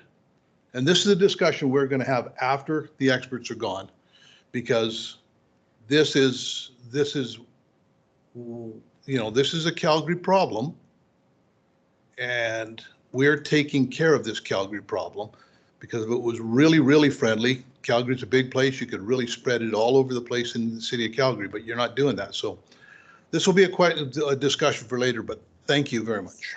Well, 2 components there, and I'm going to let Victoria speak to your question about the accumulation and how worried you should be. As to the canola oil, I was asked that question by a neighbor, and I had to honestly answer and say I eat the products that are grown on the colony. I visit the meat shop, the cold pressed canola oil. So based upon what I understand of the risks and what I know, for me personally, yes, I do eat those products. So that was an answer that I gave to a resident that had asked that question. So I'll give you that one, but I'm going to turn it over to a more appropriate person to answer the other side of your question. Thanks for your question. I can definitely appreciate when you hear about those things in the media. It's elicits some concern, right? But I can tell you a bit about fentanyl. I knew that there were some questions around opioids. We have included some opioids in our testing, so we do have some data. for oxycodone, for example, pardon me, also known as OxyContin, codeine, and hydrocodone. So for those, they're largely undetected in our product. They tend to want to stay more with the water rather than go into the biosolids. And some of these illicit drugs are also degraded during the treatment process, so they don't end up in the final product. Fentanyl and carfentanil, we do not have data for specifically at this time, but I was reading about that, and what we do know is that those substances tend to be excreted through your sweat, actually. There's different ways when you take a drug for it to be excreted. Even your breath, your hair. So it's estimated around 8% ends up in wastewater. And then of like a given person's, when they consume it, 8% of that comes out into wastewater. So a lot of attention has been focused on those drugs specifically recently. And yeah, it's, again, we need to understand that the concentrations are minute. Like you hear stories about police officers coming into contact with people, and it's scary to think about, right? Like that's, but the reality is that what we will end up seeing in biosolids, again, we don't have data specifically for that currently, but what I understand from the knowledge we have in scientific papers is that it would be almost non-detectable, I'm assuming. That's my assumption. Also, uptake into plants is another consideration, right? I understand there's been some questions around that. That can vary greatly depending on the specific compound we're talking about, as well as the plant. So there's a lot of variability there. Some chemicals want to stick to the soil and don't get taken up into the plant. And kind of as a general rule for a lot of these compounds, they tend to want to stay in the roots rather than the shoots of the plant. That's for pharmaceuticals and some of the other compounds we're testing for. That's my understanding from what I've read in the science. Does that help a little bit? Probably raises more concerns than answers, but thank you very much. So a couple of comments and a question. I think just further to what Member Eichert had indicated, I guess some of our concerns come from uncertainty about things that may not be being tested for.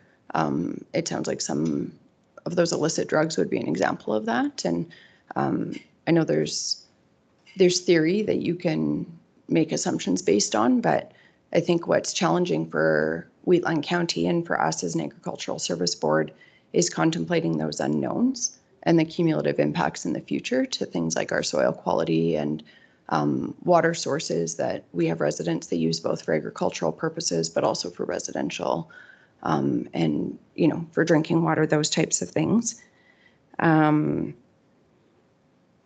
I am curious if there was any assessment, if there is any suitable land that this product could be applied to in the city of Calgary. I know there's fairly diverse land uses within the city, and because it is city waste products, I guess it would be ideal, even from an environmental perspective, you could reduce things like emissions from transportation and things like that if it could be used within the city itself. And then I just had a question to administration, and you can bring it back to us just if we have road use agreements in place, because there are road use agreements. Okay. I've had questions about that, and I've been meaning to ask and just hadn't yet. So that's good, because we do hear from Wheatland County ratepayers just about the impacts to our infrastructure within our transportation network. So really it's encouraging seeing the data that you've brought from the testing that you can do, but I think it's apparent that there's always, you know, compounds that, you know, are either introduced into whether it's food or medications or illegal use, those types of things. And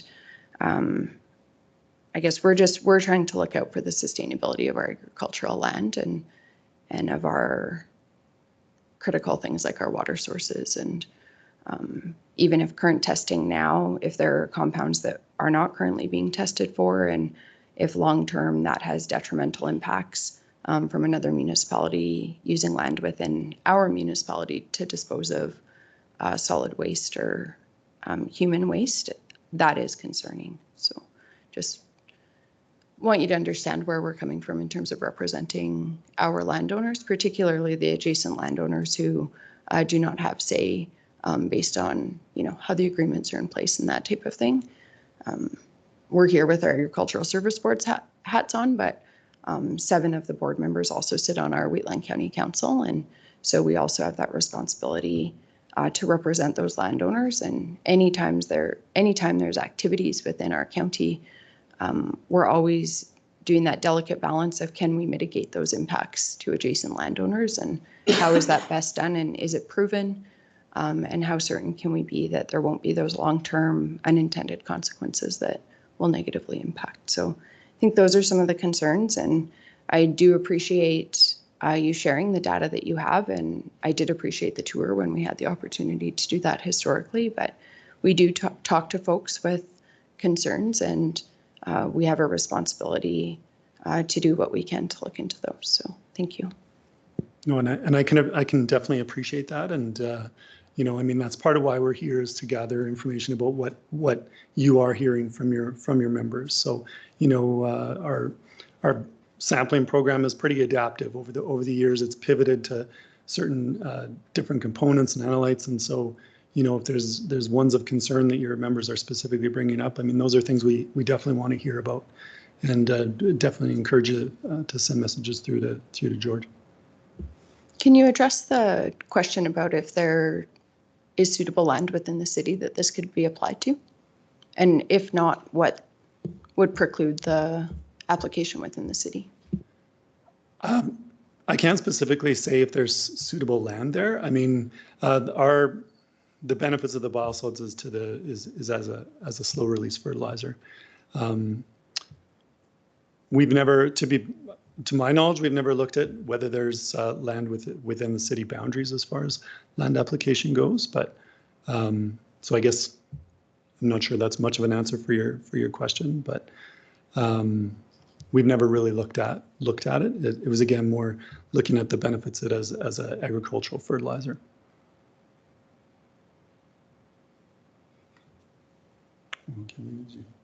Member Clausen? Thank you. Oh, sure. Oh, sorry. Curtis just said. Yeah, I'll just add to that just a little bit. As the one graph showed there, the majority of the biosolids the city produces goes to the CalGrow program, which is also an agricultural fertilization. And then the second highest is the compost program. So the city produces a compost that's both the SSO compost and a biosolids compost. And that biosolids compost is available to the public, and they use it on their gardens, their lawns. So there is a much more biosolids being used right within the city than what we're using out at the Willow Plantation. And the Willow Plantation, it was land that wasn't the most productive. Like, that's the land that we're leasing. So we lease that land off of the colony. And then with the willows out there, like where those willows are going to, right now, they're used both at the composting facility as well as they're being harvested by the zoo, and they're feeding the zoo animals. So part of that, like, it'd be hard to now take that willow plantation and suddenly plunk it into the middle of the city. There's been, you know, those willows have been planted. It's quite a large investment, you know, so that's, I don't know if that answers or clarifies anything at all, but. Can we just go back to that chart that showed the ratios? Because if I understand correctly, the CalGrow would also be going to agricultural land. Yes. That's correct. Yeah. And is that primarily in Wheatland County as well? Mixture of Wheatland and Rocky. Yeah. Rocky. There it is. Yeah, so still the vast majority would be going outside of the city. It would just be that 33% that would be available to city residents. Yes. Okay. My name is Catalina Nadobonilla from the city of Calgary. I just wanted to add that the use of biosolids is regulated in our province by Alberta Environment and federal, as Myron presented by the CCME. And the whole point of applying biosolids to land is to reutilize those nutrients and those different characteristics that are beneficial to the land. So we need to apply to agricultural land. And the city of Calgary doesn't have much agricultural land. So we need to utilize, we're not trying to dispose of a waste. We're trying to utilize a resource. Nutrients like phosphorus are becoming more and more scarce. And our biosolids are very rich in phosphorus. So we're trying to utilize a resource. And it needs to be utilized in a way, it's not just dumping it wherever, but it's putting it in a place where it can be utilized agriculturally to produce food. And also the regulations include limitations on what kind of crops you can grow. You cannot grow a food that is eaten raw. You cannot grow several other types of crops. So it's very, very specific what we can grow in places where biosolids were applied. And that is also being followed in this project.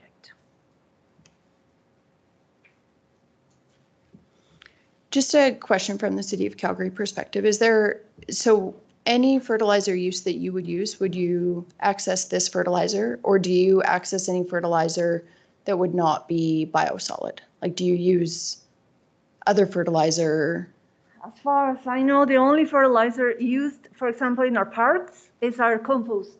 The compost that we produce ourselves, which is also made with biosolids. So we do use our biosolids for our parks and facilities that require fertilizer.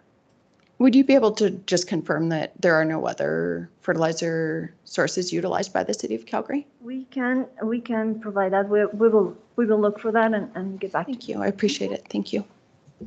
Member Clausen had questions. Good morning, everyone. I've been quiet because I wanted to listen to everybody's comments on their own. I, of course, am the councillor of the area, and I've dealt with the landowners here for a long time about this. I just want to also acknowledge there's some people in the back of the room here that probably have forgotten more about farming than anybody in this room. They've farmed this land for decades. They know, and they're concerned. And so when they're concerned, I'm concerned. They have the vast knowledge of the area. They've known it as it's developed and changed. So Councillor Eichert Member Eichert talked about biosolids application on cropland, and he brought up a good point, which was I was going to bring up. There is application currently that was on a canola crop and a stockpile on a canola crop that was just about to be harvested. No berming around it, nothing like that. It was I watched it being hauled in there. And the point here that it's on sandy soil, it's marginal soil, but sandy soil is also extremely permeable. So that means if we get heavy rains, which we haven't had, which we desperately need, believe me, I have a well that's down right now. But those are we know the hydrological cycle, how it works, how rain goes down, goes into the water table. People in the area have concerns about their wells. And I see that it was monitored for 5 years and it has stopped. This program has just started, and if you know much about the cycle of water, 5 years is nothing for that water to get down into the ground and how it comes back around. Once it's there, it's too late. Their wells are done. We've seen this, I think Rosebud's seen it when we had some well drilling programs from oil and gas. People are very concerned about that, and rightfully so. The heavy metals, the pharmas and all that, it all concentrates by design in wastewater sludge. That's the end of the system. It's the lowest part. It's how it all collects. When we talk about pharmaceuticals, we're talking about what humans consume. What about the people that their pills are out of date? You know where it goes? It goes in the toilet. Everybody does it. I know a lot of places have tried to stop it, but that's the easiest way for people to dispose of it. Or if there's a drug raid or something at a meth lab, any of that stuff, they're going to try to get rid of it down the toilet first. They may blow up, but that's part of it. City of Calgary has thousands of acres that they've annexed from Rocky View recently. Thousands of acres of farmland, and there's actively being farmed. So if this is so good, why is it not there? And it may not be marginal, but it's because, in my opinion, they do not want the problems that we're having. The neighbors are going to have a problem with, there's a million people in Calgary plus that can get on the phone and complain. I have 30, 40. So, and believe me, I get it.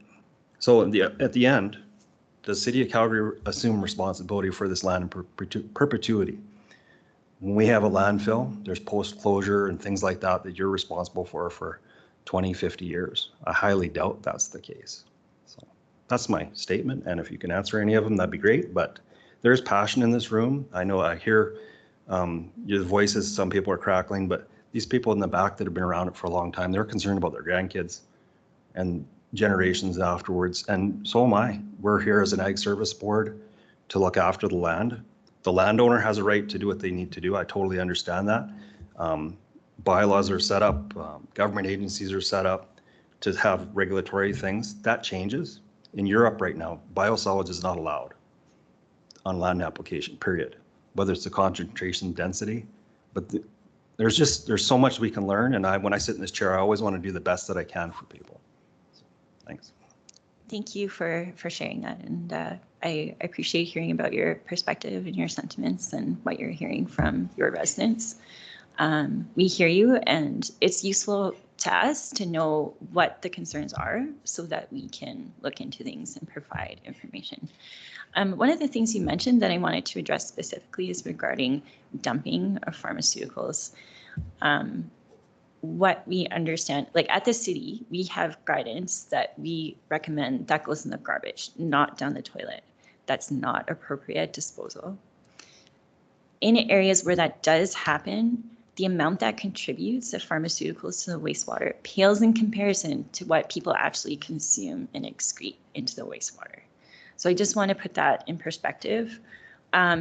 Also, I'd like to mention through my work as a chemist, I know chemists who work for the RCMP in their labs. When they seize drugs from illicit labs or whatever, I assure you those are not dumped down the toilet. They are securely disposed of by incineration. And I had another thought I'd like to mention related to fentanyl.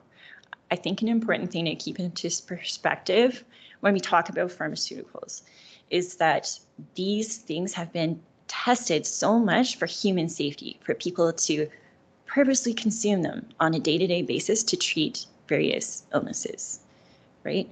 So even fentanyl is used in epidurals. It has specific medical applications. Yes, we hear in the media about people abusing it and overdosing, but it does have safe uses. Pregnant women during birth can be given an epidural that contains fentanyl. The amount in biosolids would be substantially less. It's minute in comparison to what's given to someone purposely for a medical purpose. And yeah, that's what I wanted to say about that. I don't know if Catalina or Myron have other comments. With pharmaceuticals too, it's not so much the human consumption, but it's an environment there. There's wildlife, there's wetlands and things like that. You know, we've seen other things where, well, you know, there's different type of animals that are going extinct because of what we do, right? Or amphibians and things like that.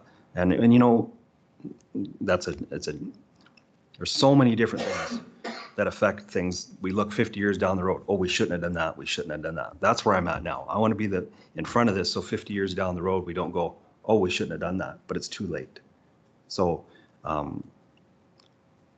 this to me personally, biosolids is a concentration of wastewater. It is a part of the process. I understand it. I used to work in the industry, but the application of it's a concentrated sludge.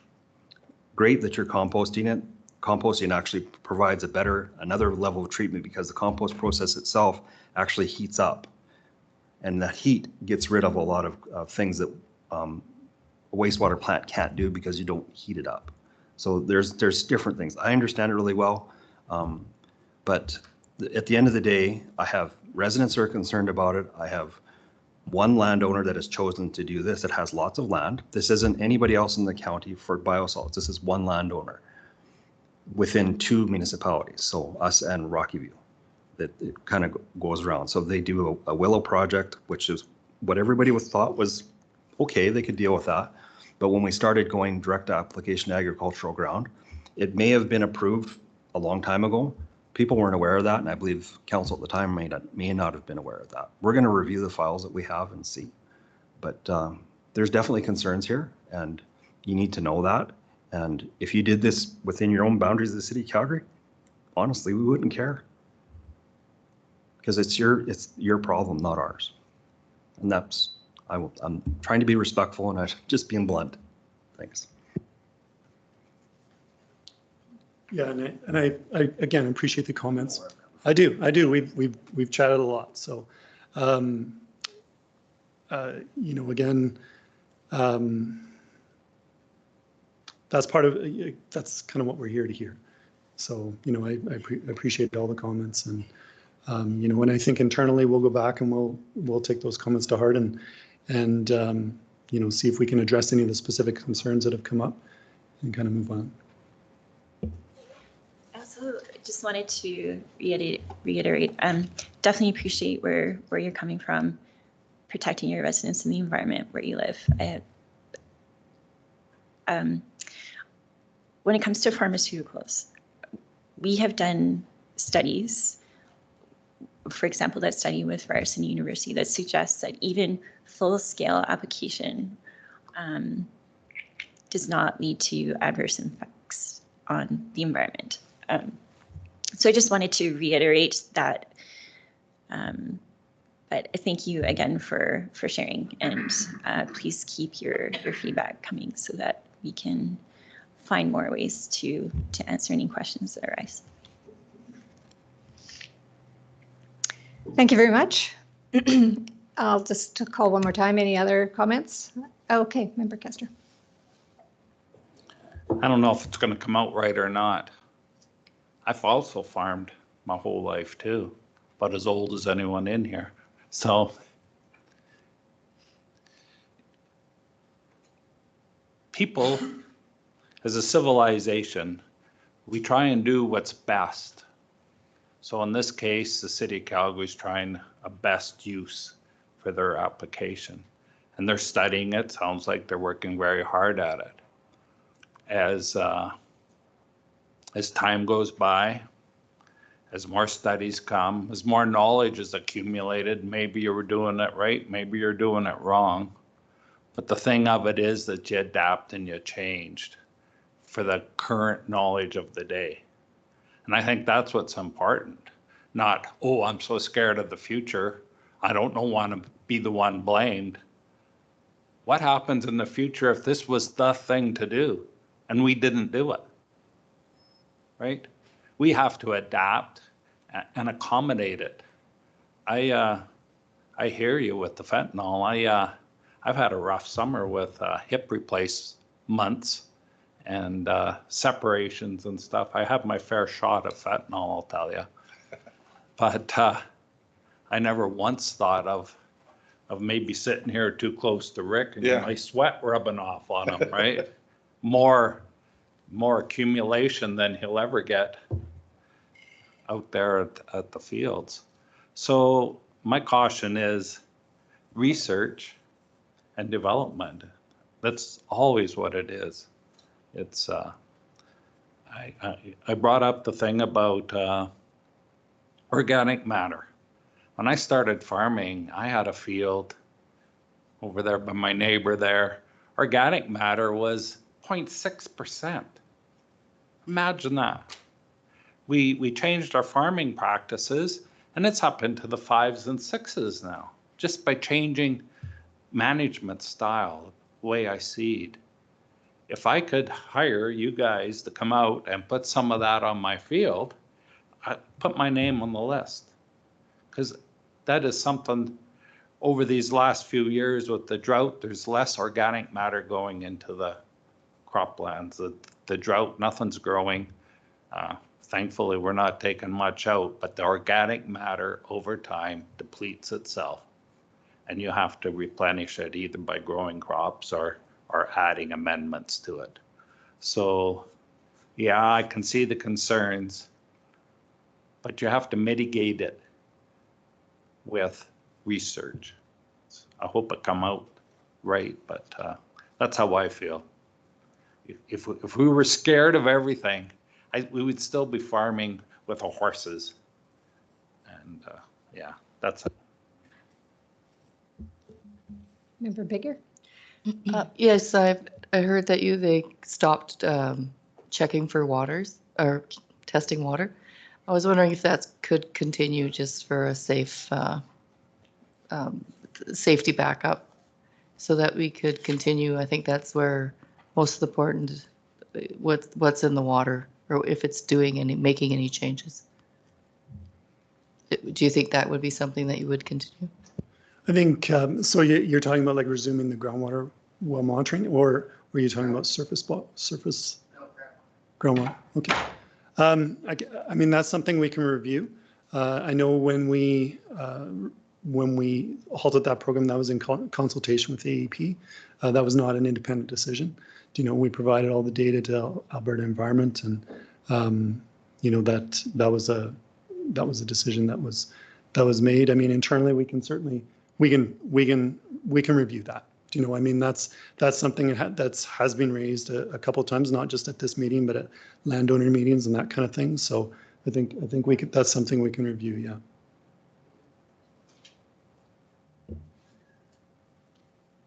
I have one more comment. I just wanted to thank you for sharing your comments. I thought they were very well said. And I just wanted to provide assurance for myself and other people in water quality and regulatory assurance. That's what we do. We are actively pursuing more opportunities to participate in research with experts in these compounds so we can gain better understanding. And like you said, we are using all the currently available information to make the best decisions right now. And we will continue to do that. Thank you. I would comment similar to Member Kester that farmers in our area do see the benefit of products like these. I think communication is 100% key to success and communicating with not just the person you're working with, but the neighbors and the whole surrounding area, our ASB, any key stakeholders. Communication is key. I do appreciate the science that you bring today. It was very interesting to hear just the kinds of things that you are already looking at. And I'm assuming that it is an iterative process. And when you hear of things that people are concerned about, those will then get looked at. I'm glad to hear that, to see exactly how, what a small amount things tend to be in these biosolids, that sometimes opiates stay in the water, those kinds of things, or some things will stay in the roots as opposed to being, brought into the plant.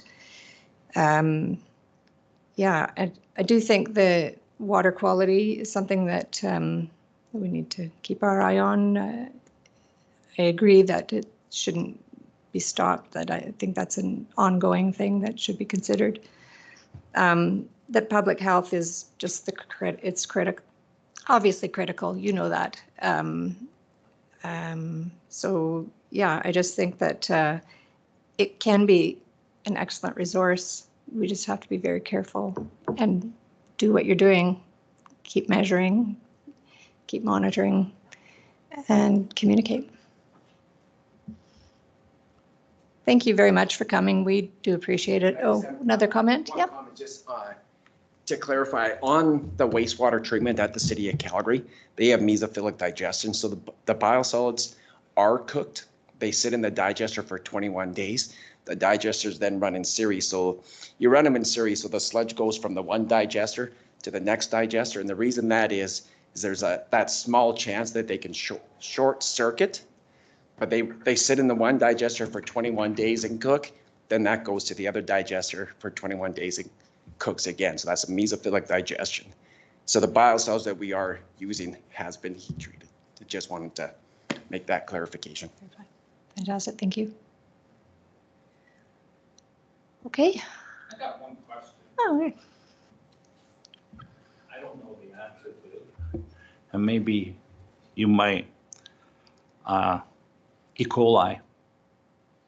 Everybody's scared of eating raw meat, E. coli. I don't know where I heard it, or if I read it, but actually there's more people getting sick from E. coli from vegetables. And a lot of the vegetables are imported, being in the country we are. And I'm thinking these vegetables are probably irrigated with untreated water. Do you know anything about that? Is there any truth in that statement, or is that just somebody whistling at me? I'm gonna speak out of experience. I come from Mexico. I was I was born and raised there. Yes, in Mexico, lettuce and many vegetables are irrigated with untreated wastewater coming from the city. Mexico City generates so much wastewater that it's impossible to treat it all. And right outside of Mexico City, there's a lot of agricultural land, and they do use wastewater to irrigate. Now, the product that is exported goes through a lot of regulations, and it has to be grown differently. It has to be, most of it is done hydroponically, which is much safer than on the soil and with dirty water. So in theory, the limits that are in place by our government should deter that from entering the country. But there might be some areas, even the US, it could be coming from the US and it could be contaminated if there is some contamination in the water. But most vegetables and strawberries and other are being grown hydroponically, which is a little bit cleaner for in terms of E. coli and other pathogens. So it can happen. I wasn't pointing any fingers. No. In our case, we do not have that problem. With our effluent wastewater gets disinfected. The water that goes back to the river is disinfected, and we measure it every day. We look into the pathogens, and we're always way below our limits for our effluent wastewater, and also our biosolids, our digestion process eliminates the majority of the pathogens. And as the biosolids are applied to land, the effect of the UV from the sun and the reactions that happen on the soil eliminate whatever might have remained. Quick thing I wanted to add to that, my supervisor at the city is a PhD microbiologist. We have a lot of great microbiologists, and we do research on those things as well, and the drinking water side as well as the wastewater side. So those are things we're looking at as well. And sorry, one more question that occurred to me. Do you have any comment about the practices in Europe of not using biosolids? I don't know if that's a universal. What I would say about that is their situation in Europe is so different from ours, right? There's such a huge population living in such a concentrated area of land. They have problems that we don't face here. So the concentrations that they see in their biosolids there are more problematic, like much higher than what we would see here. So I think that's the biggest consideration. It's hard. I don't think we can compare ourselves to them because our situation is so different. We have so much more space and less population density. Another important consideration in Canada, some of these compounds, we've never manufactured them ourselves. So places like the States and Europe, they have more problems with these things because they've actually manufactured them there. So those are a couple of things I would say related to that. Appreciate that. Thank you. See any more? Okay. Well, thank you very much. We appreciate you coming and all the information you've provided. It's excellent to just become a little more knowledgeable and for the sharing, for you to understand where residents are coming from and know some of the things that they're worried about. So, thank you. Very much. Can we take a bio break? Yeah, I was just going to say, 10 let's recess let's do 10 minutes. Yeah. Sorry, but it's 11:15. We are significantly behind in our schedule with our speakers. Luckily, our two next speakers are internal, so they are not coming from far. But I appreciate that. So we have first up Albert Anderson, who is our Ag Service Officer for Wheatland County, and he's going to tell us about the wheat program. Through the chair, good morning, ASB. Thank you. My name is Albert Anderson. I am the newly appointed Agricultural Service Officer for Wheatland, and this will be my first full official season. And I'm here today to present to you the 2023 Weed Control Program. So some of the activities that were conducted this season were responding to complaints and requests from ratepayers, inspecting county and provincial roads, conducting hoary crust control on Alberta Transportation Highway 1 corridor, performing weed control on all county properties and subsequent properties, initiating our newly revamped 2023 Richardson Ground Squirrels Bait Station program, participation in the Bow River Purple Loosestrife Survey, our rounds of inspections for village hamlets within Wheatland County, and our county spray program and other special programs that were also performed over the season. So to start off, this year, I haven't really had too much experience with dealing with spruce trees, but this year has proven otherwise. We've had, on the screen it says 7 sites, but I've recently confirmed that we've had an 8th site inspected and sampled. Those samples are currently up at the Alberta Health Plant Lab in Edmonton and are pending results. For the other 7 sites that we did inspect, 5 of the samples came back inconclusive, but that does not mean that there was other inflictions happening to the tree. Mostly from what can be determined due to the drought years for the past 3 or 4 years, the conditions kind of showed towards more of a watering issue and maybe other factors contributing to that. 2 sites did come back confirmed with pine needle scaling and spider mites. So as part of Wheatland County's commitment to controlling regulated weeds, an agreement was struck with Alberta Transportation to control hoary crust patches and infestations along our stretch corridor ranging from Highway 56 out to the east all the way to our borderline of Range Road 270. This year we conducted it in early spring, as hoary crust is usually the first plant that flowers out of the regulated weeds, and as such other vendors typically wait till later on in the season to conduct more control on more plants.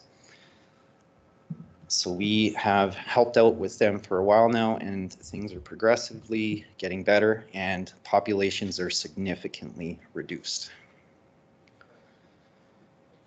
For our railroads, CN has hired MVN Vegetation Management to control the abandoned rail line that runs between Lyelta and out to Rosebud and past.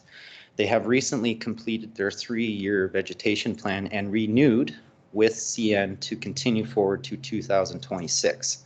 So that's good news. As for complaints, nothing has been received as we know of from CP or CN rail lines from adjacent landowners or surrounding. For village inspections, I've conducted 4 throughout the season to maintain high standards, especially when dealing with outside villages that are inside our county. All inspections were conducted 4 in Hazar, Standard, and Rockeford.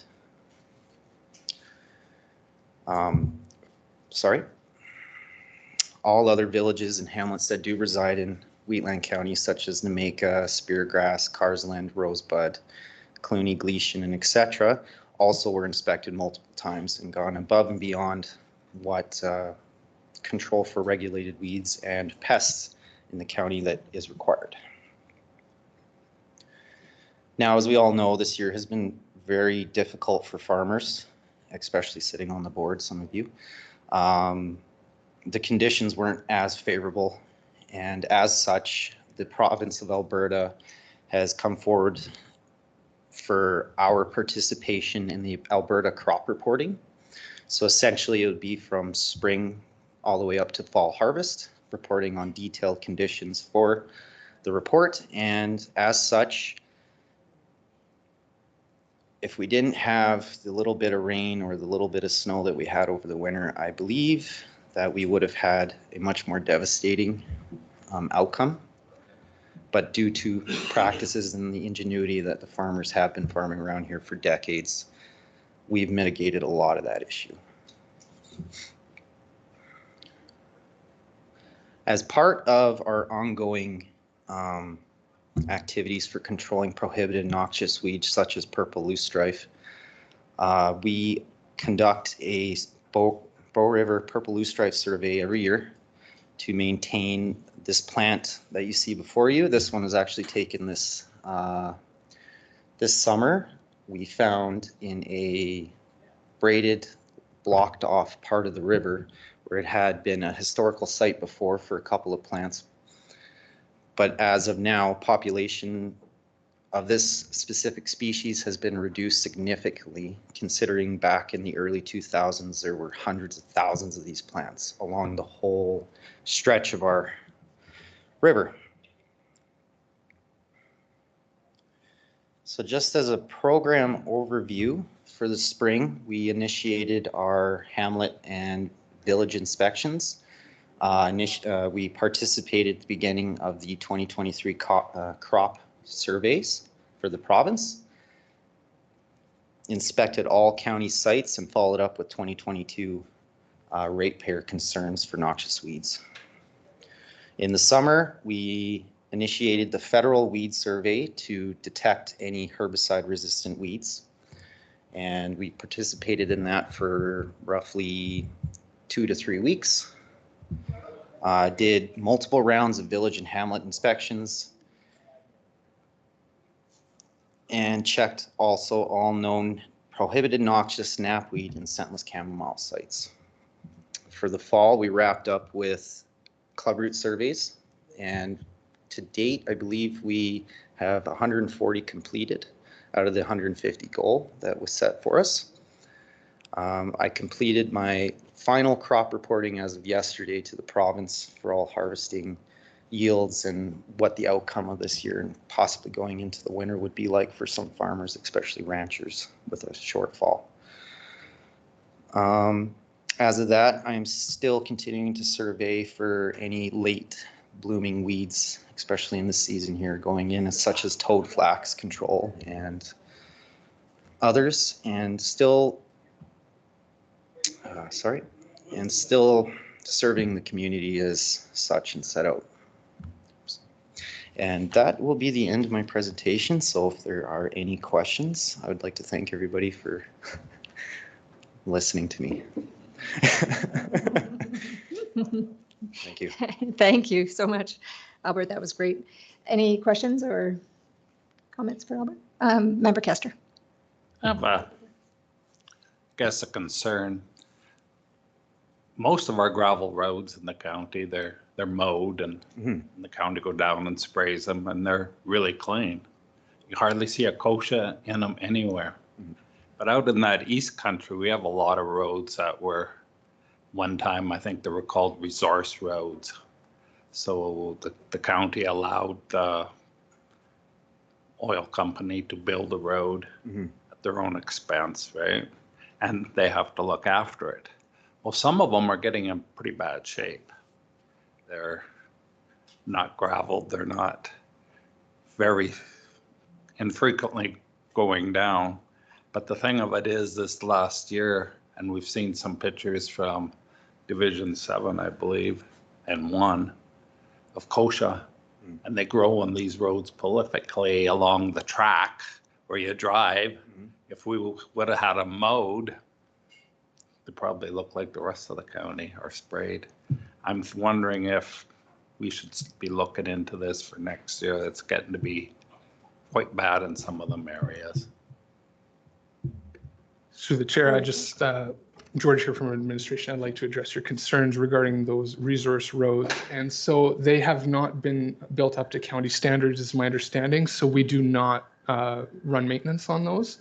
Now, however, we have had concerned ratepayers inform us of issues along these, and we have approached these companies who manage these roads, and we've had 100% compliance regarding that. So if there's a particular area or site that you would like us to be aware of, we would gladly take that information and move forward with a weed inspection on that. Thank you. Okay. Very good. Member Bigger, did you have something? Same issue. Yeah, it's bad years for kochia, and yeah, it grows when nothing else is growing. Yeah. This is a year that we have It's a very empty land. drought tolerant plant too, so it'll survive some of the most outrageous conditions. Well, we certainly appreciate all the work that you do for us and making sure that our villages, hamlets, and public roadways are maintained, and making sure that these noxious weeds are kept under control, or like you say, try to eradicate them or as best we can. So yeah, we appreciate everything that you do. Appreciate your coming here to report to us. Can I, just one more question about the bait stations, your gopher bait stations. Yes. What's the prognosis on that? Is it like, are they working? Yes. So there was a label change on a product that we were using called Ramit Green. So we decided to move forward with another product called ZP Rodent Bait. And from the numbers that we were collecting, we noticed that it was just as effective as some of the more harsher pesticides that were on the market that have been recently taken off, but more safer in that aspect too. This agent delivers, once the animal goes in and takes what it needs back to its burrow, it's a bit of a dry powder, so follow the label on all restrictions and proper PPE to wear.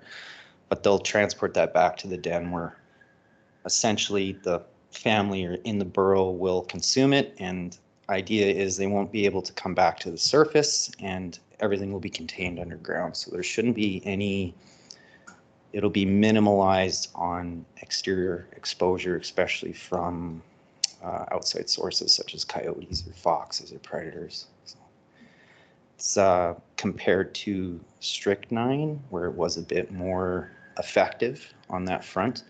It doesn't have that string of toxic effect. One animal consumes and so on and so forth. It'll keep going until the LD50 runs dry on it. So, but we've also have our Rokon units that we upgraded. They are very effective in controlling large swaths of populations, especially on smaller horse farms or in smaller areas and contained within hamlets and villages. It's a non-toxic foaming agent, and it's only effective in the hole. On top of this, we've also had Barry here and had shown us a new trap that was built from a farmer in Saskatchewan. And essentially, we've been integrating these traps into our Rokon program, which is giving us physical numbers on what's in the hole, what could be coming out of the hole. Because a lot of times you're not able to plug off all the exits. So you can kind of see some shooting out of the hole and going into another one. But this way we can limit that. We limit the exposure to the public. We limit how many escapees that we're getting, so we can actually minimize exposure and maximize our control in the area. We have seen a really good uptick in numbers and control over the years. And now that we're getting it dialed in more and more every season, I believe we'll have an effective product. That's really great to see the collaboration happening. Barry, that's great news. And I just wanted to so the product you were talking about, ZP Road so that's zinc phosphide, is that correct? Yes. 2%. Read some really good studies out of Saskatchewan that's a almost as effective as strychnine. So it's a really good option without the option of using strychnine. So, so that's good. That's encouraging to know that there's something that's out there that's easy to use and effective. So great. Perfect. Thank you very much. Thank you. Yeah, have a great day.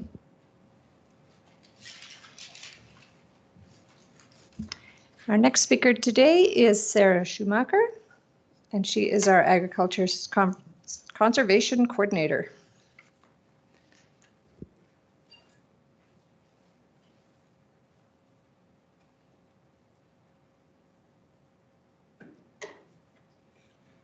All right. Okay. Good morning. Good morning. This morning, I'm going to talk about a project that we completed last year, but I haven't had a chance to kind of wrap it up and tell you all about what happened. So we had a grant through Alberta Environment and Parks Watershed Resiliency and Restoration Program.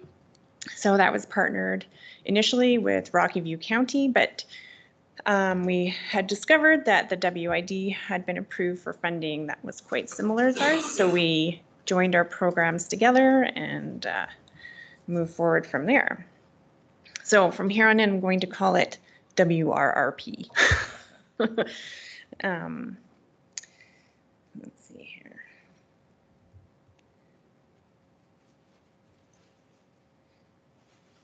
So this project focused on the Rosebud subwatershed. So that includes the Serviceberry Creek, Severn Creek, Crossfield Creek, which is in Rocky View, and Carstairs Creek. So you can see there's the watershed map of the Rosebud. It goes into Mountain View County, Rocky View County, and Wheatland County. And so that's... So the project objectives were to restore and protect the function of riparian areas in the watershed, to increase the resiliency of the watershed to withstand flood and drought events, and to enhance water quality by reducing livestock impact on riparian areas. And these are objectives that are set out by the program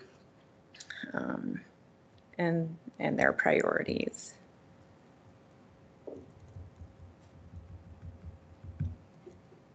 So our project types included strategic fencing of riparian areas, exclusion fencing, so that's entirely keeping cattle out of the creek, off-site watering systems for livestock, and watering systems for use of new water sources such as dugouts or wells.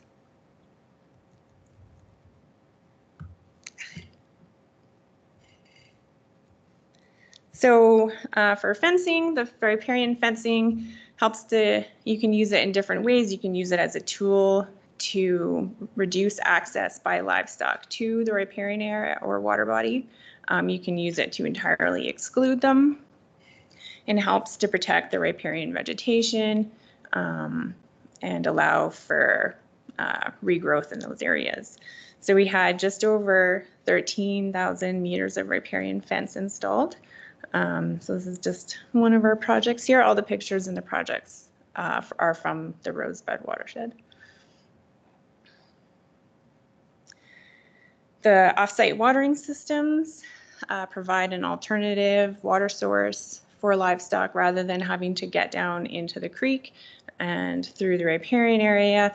They can stay on the bank. Eliminates sedimentation of the creek. It reduces the impact on riparian vegetation. It reduces the manure buildup in the riparian area.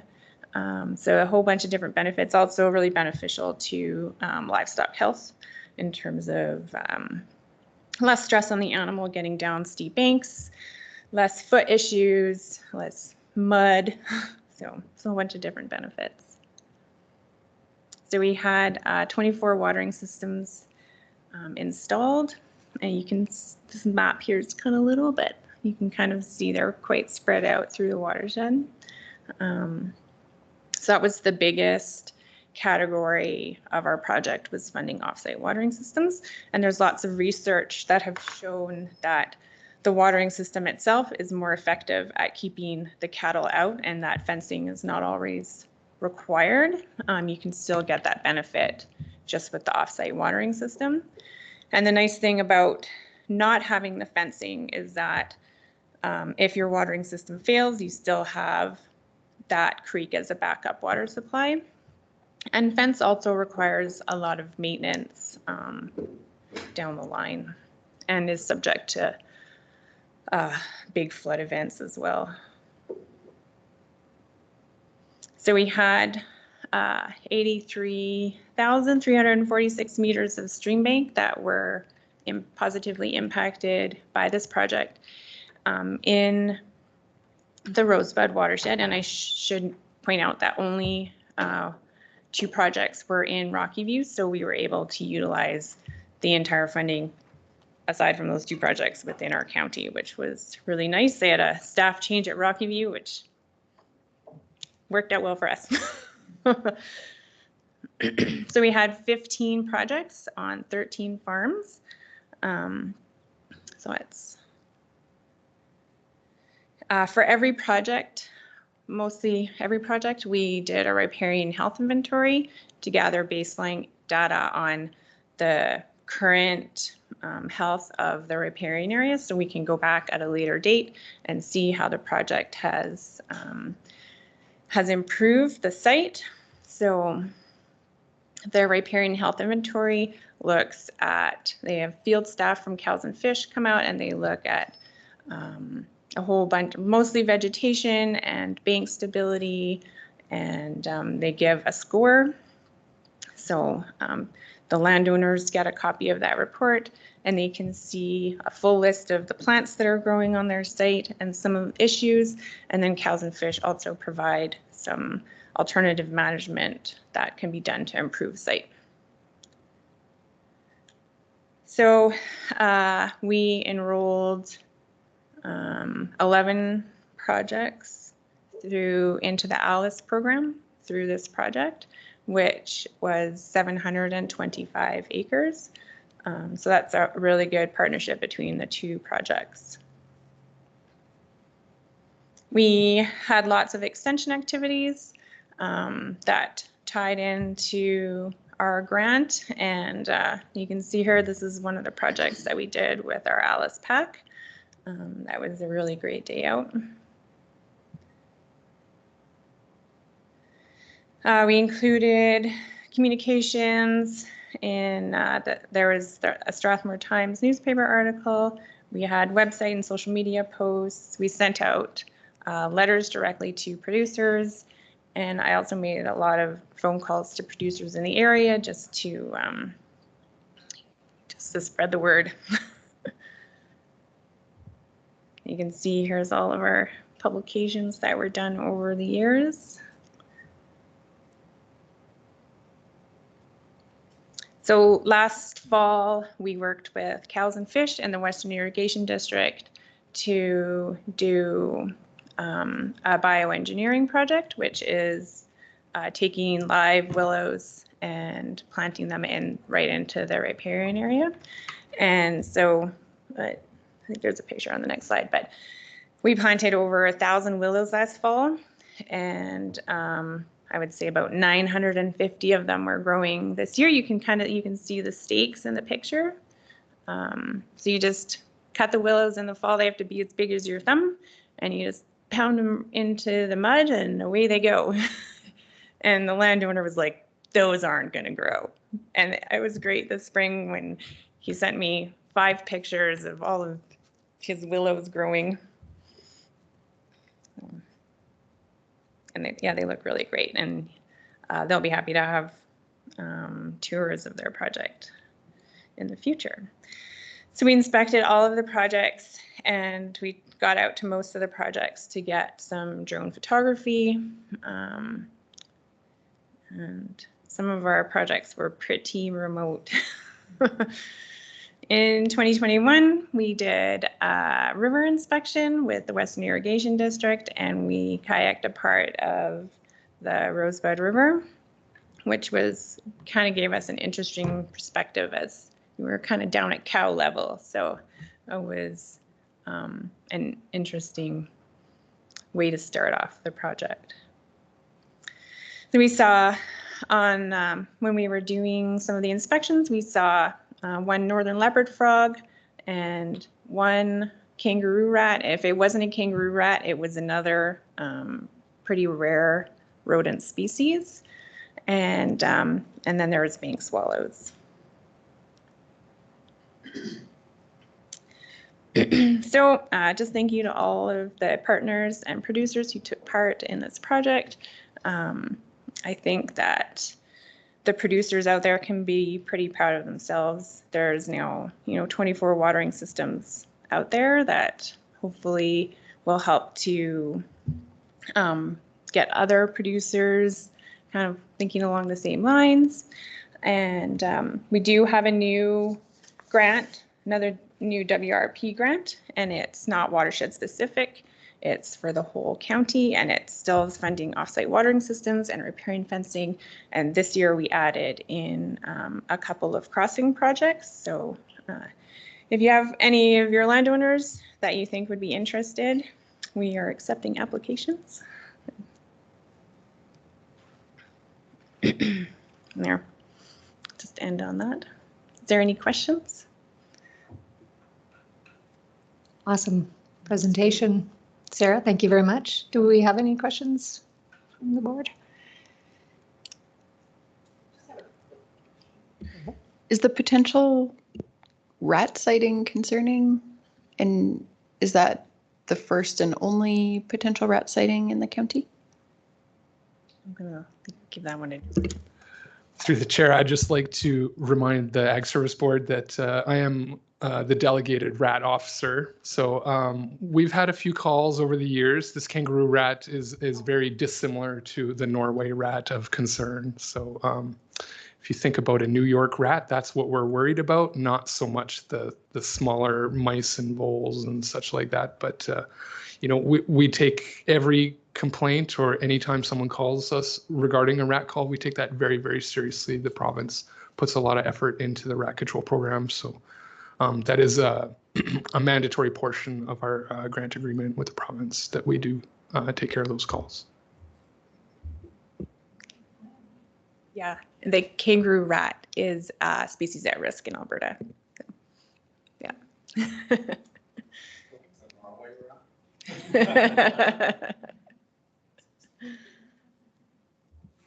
Just a comment too, I love seeing updates on projects like this and the impact that this has long term. I think we have incredibly progressive agricultural producers, and to see this work is incredible. And I am so grateful that we get to have these updates and to see the work that our department, our agricultural department, is facilitating within Wheatland County. And yeah, it's exciting to see the innovation, and I would have been skeptical about those willows too, and that's exciting to see. So that's awesome. Thank you. Thank you. Yeah, 100%. Yeah, appreciate the work that you do, and so grateful that the agriculture producers are interested in taking on these projects and getting involved with them. And I think the communication is just excellent, that getting the word out there that these are successful projects and others might be interested in getting on board with it. That's all very good news. Thank you very much, Sarah.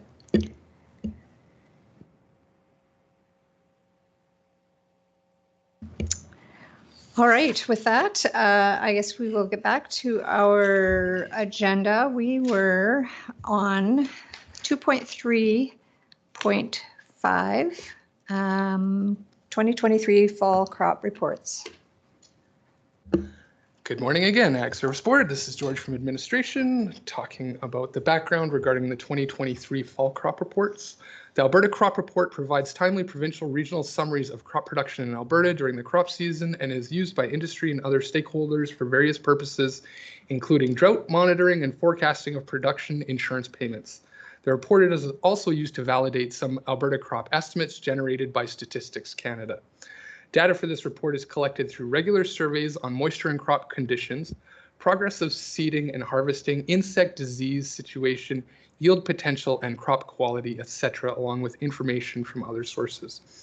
Wheatland County continues to assist the Government of Alberta in the crop report program by conducting various surveys throughout the year. Alberta Agriculture and Irrigation has delivered the Alberta crop reporting program to clients since the 1940s. I did only include the most recent 4 crop reports for your review.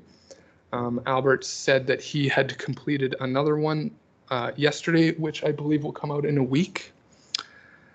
So that is something you can always check. You can just Google Alberta Crop Report and you should be able to find a link to that. And I just thought this was important to display the challenges that producers have faced regarding our ag disaster declaration. Thank you.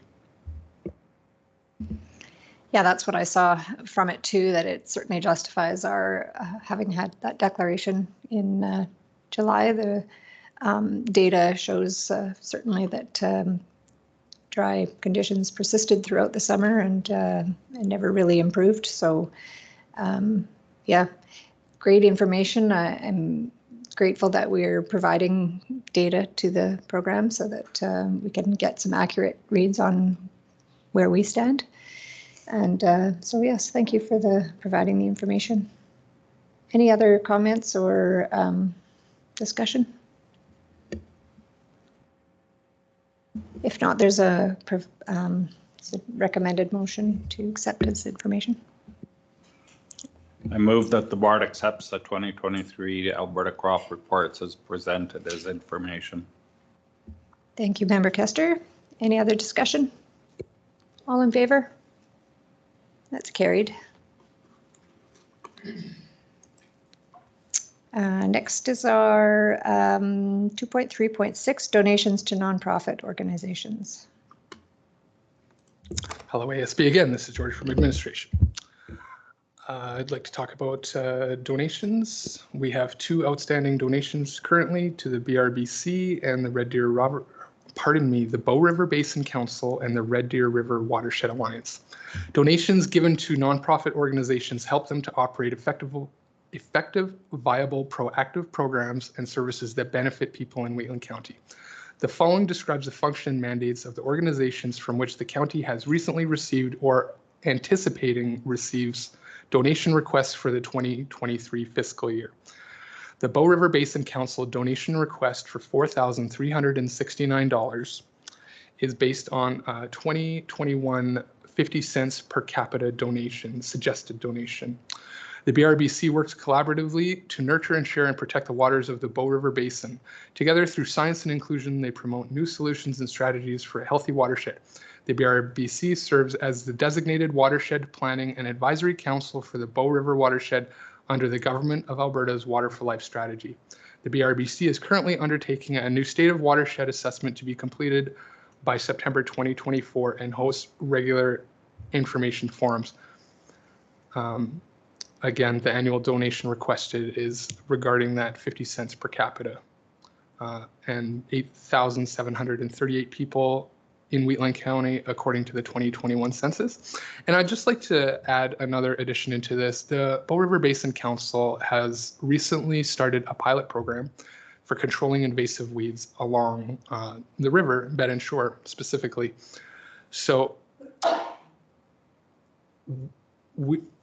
in addition to our current purple loosestrife funding, which is paid for by the province of Alberta, we have additional monies in Wheatland County to work on invasive plant control, which is just fantastic. This has been a gap for as long as I've been involved with weeds, is the Bow River. And I feel like I'm the squeaky wheel that got greased eventually here. So this is good. The Red Deer River Watershed Alliance acts as a collaborative forum for stakeholders from across sectors to work together in support of healthy waters, landscapes, and communities. They say we all have a role to play in watershed management, and the RDRWA helps community members and key sectors find meaningful opportunities to make a difference. The RDRWA serves as the designated water planning and advisory council for the Red Deer watershed under the Government of Alberta's Water for Life strategy. The Red Deer River Watershed Alliance is currently working on a riparian intactness project that includes the Rosebud River.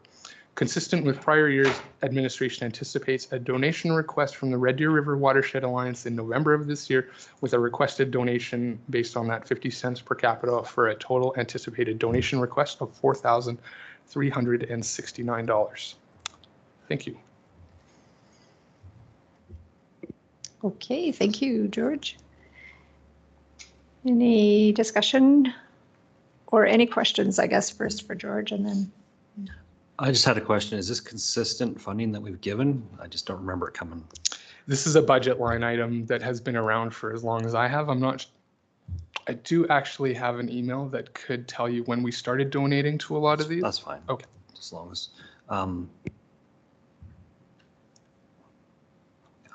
no, it's good. I'll ask the question, is this a good, do we get bang for the buck for this thing? I mean, they're going to do a state of the watershed assessment, and I know it's going to be all Calgary. I mean, we can be sort of at the table, but is it sort of, are we at the table the same way we were at the table at CMHC or CMRB? The fact that, you know, we're just there to try to prevent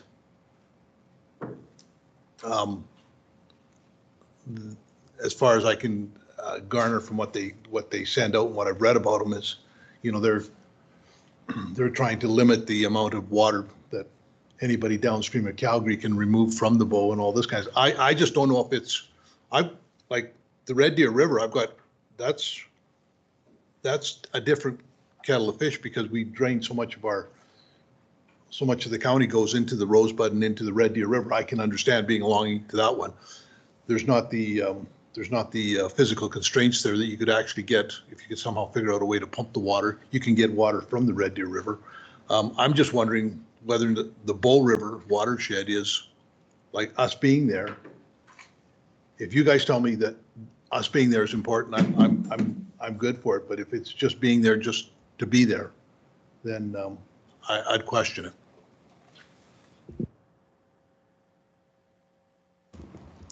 Through the chair, George from administration, I think that they are a valuable group and that they do good work. Now, the board has to make the decision, of course. I would suggest that I just brought up our first donation to the Bow River Basin Council started in 2015. And the other oldest donations we started regularly were from 2014. So with the consistent funding, I think that the Bow River Group, especially piloting this new invasive species program control, is very important. And I feel like we are partners on the group. I'm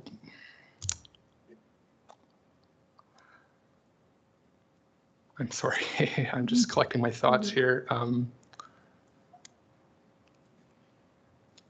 They have a big and a lot of programming, and it does affect us. You know, we want to be at the table when they're making suggestions through the, like you guys say, the city of Calgary directly impacts us. And I do think that us being part of the BRBC gives us a little bit of leverage with any kind of things like that. So.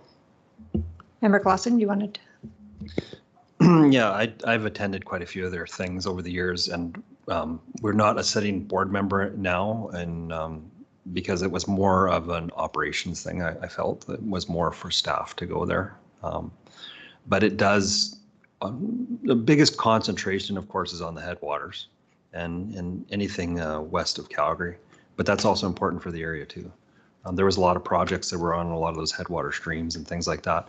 You get down here, and I can remember Wilson going with me to one of the meetings, and it's definitely a conflict of interest to at some point, because you shift from conservation to agricultural use to, you know, without the river in this area, we have no water other than groundwater. Like that's I mean, it's huge for this. So we need that water for development. We need it for agricultural. We need it for all kinds of things. But there's also a group there that would be absolutely fine if nobody ever took a drop of water out of that river. So it's a balance. I don't have a problem supporting it. And it's nice to see that they're doing this back, but I think staff should be involved in there and more, and go to the meetings and make sure that we're not getting blindsided by something. It is, like I said, it's been around a long time. They do good work. They do a baseline monitor on the rivers, both of them, and monitor for things that run off and whatnot. But I mean, the more you know, the more dangerous the information is. So, but I think for this area, I've said it many times in this room, we need water to do anything. So we have to make sure that, I mean, our partner, or the WID's had that struggle this summer. Like, they had definite restraints on how much water they could pull out of the river because of environmental concerns. And it definitely comes to be when there's no water around to have. So, but it's something that it's not going to go away because that's the only source here. So. Member Larson, you want to? Actually, Councillor Kester asked first. Member Kester? It was a few years ago. Everybody in the world seemed like we're worried about riparian areas and how farmers were abusing the land and phosphorus loading of the rivers, till they did a study, water sampling, and was determined that a significant amount of the phosphorus loading was coming from the city. And it's information like that that keeps everybody on a even keel, right? So if you're not there pushing it, we'll lose out on the media every time. So yeah, if you're not there, be prepared to pay. And I'll echo that too. And most of what I wanted to say has been said, but you can either be part of it or you can be part of the result of it. So it's better off for us. There's a lot of advantages to being part of it. And there's more disadvantages to not being part of it. So I would support this. I would agree with that too. We do pull water. We have water license from the Bow River, and we also send water to the river. So I think it's in our best interest to be involved. And so yeah, I would support this. Anybody else have any other comments? There are a couple of recommended resolutions. Oh, pardon me. Yeah, go ahead, Sarah. Thanks.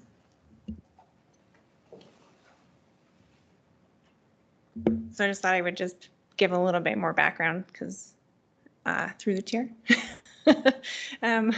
just because I've been here for a very long time. But we've been donating to both watersheds since about 2006. So it's been quite a long time. And it's based on the watershed that drains into both. So we kind of just split up the county in half. Half is in the Red Deer, half is in the Bow. It's not perfect, but it's pretty close.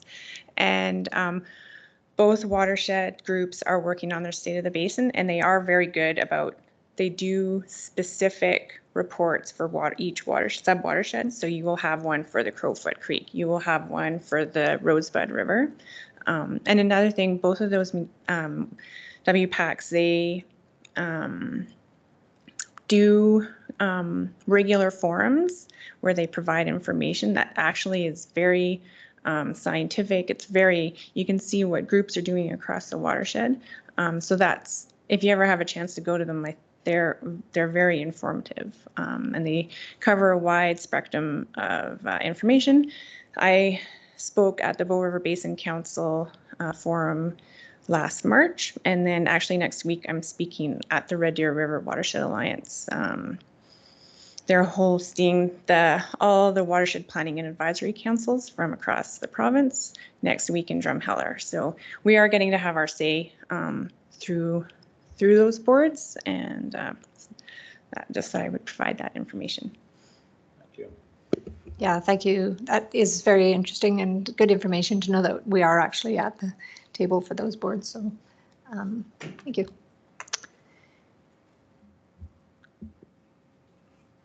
I'll move that the board direct Doesn't matter. Go ahead. Sorry. That the board direct administration to donate $4,369 to the Bow River Basin Council, paid for from the ASB environmental donation to organization's 2023 operational budget line item. Any other comments? We'll call the question. All in favor? That's carried. I'll do the second one. Okay. Pending the receipt of the anticipated 2023 donation request, the board direct administration to donate up to $4,369 to the Red Deer River Watershed Alliance, paid for from the ASB Environment donations to organizations, 2023 operational budget line item. Thank you, Member Larson. Any comments or questions? If not, I'll call the question. All in favor? That's carried. Thank you. Just a note to the board, lunch is here. It is 12:05. We have a few more items on our agenda. I have a meeting that started at noon in Strathmore, but I have let them know that I will be late. I wondered how everybody would feel about continuing on with the meeting versus breaking for lunch and then coming back. Are we okay to keep going, or how do we feel? Keep going? Yep. If you have to go, I'm good with keeping going. I can probably finish off if we don't break for lunch, but yeah, or whichever. Yeah, that's what I mean. Whatever works for you. Okay. Is everybody okay to keep going? Let's do that then. Okay. Next on our agenda then is 2.3.7 Drought Resiliency Education Extension Event 2024. Good afternoon, ASB. I will just read the background regarding this Drought Resiliency Educational Extension Event proposal for 2024. Ag Service Board staff organize and administer agricultural-related education extension events on an ongoing basis. Examples include the Working Well workshop, manure management workshops, and other events and partnerships with various other organizations. In 2023, the ASB budgeted $3,000 under the ASB Environment Extension Activities line item to fund this initiative. Due to the drought conditions of the past few years, administration is recommending holding an additional workshop in 2024 to address some of the topics that could assist crop producers in the county who are looking to improve their farm resiliency.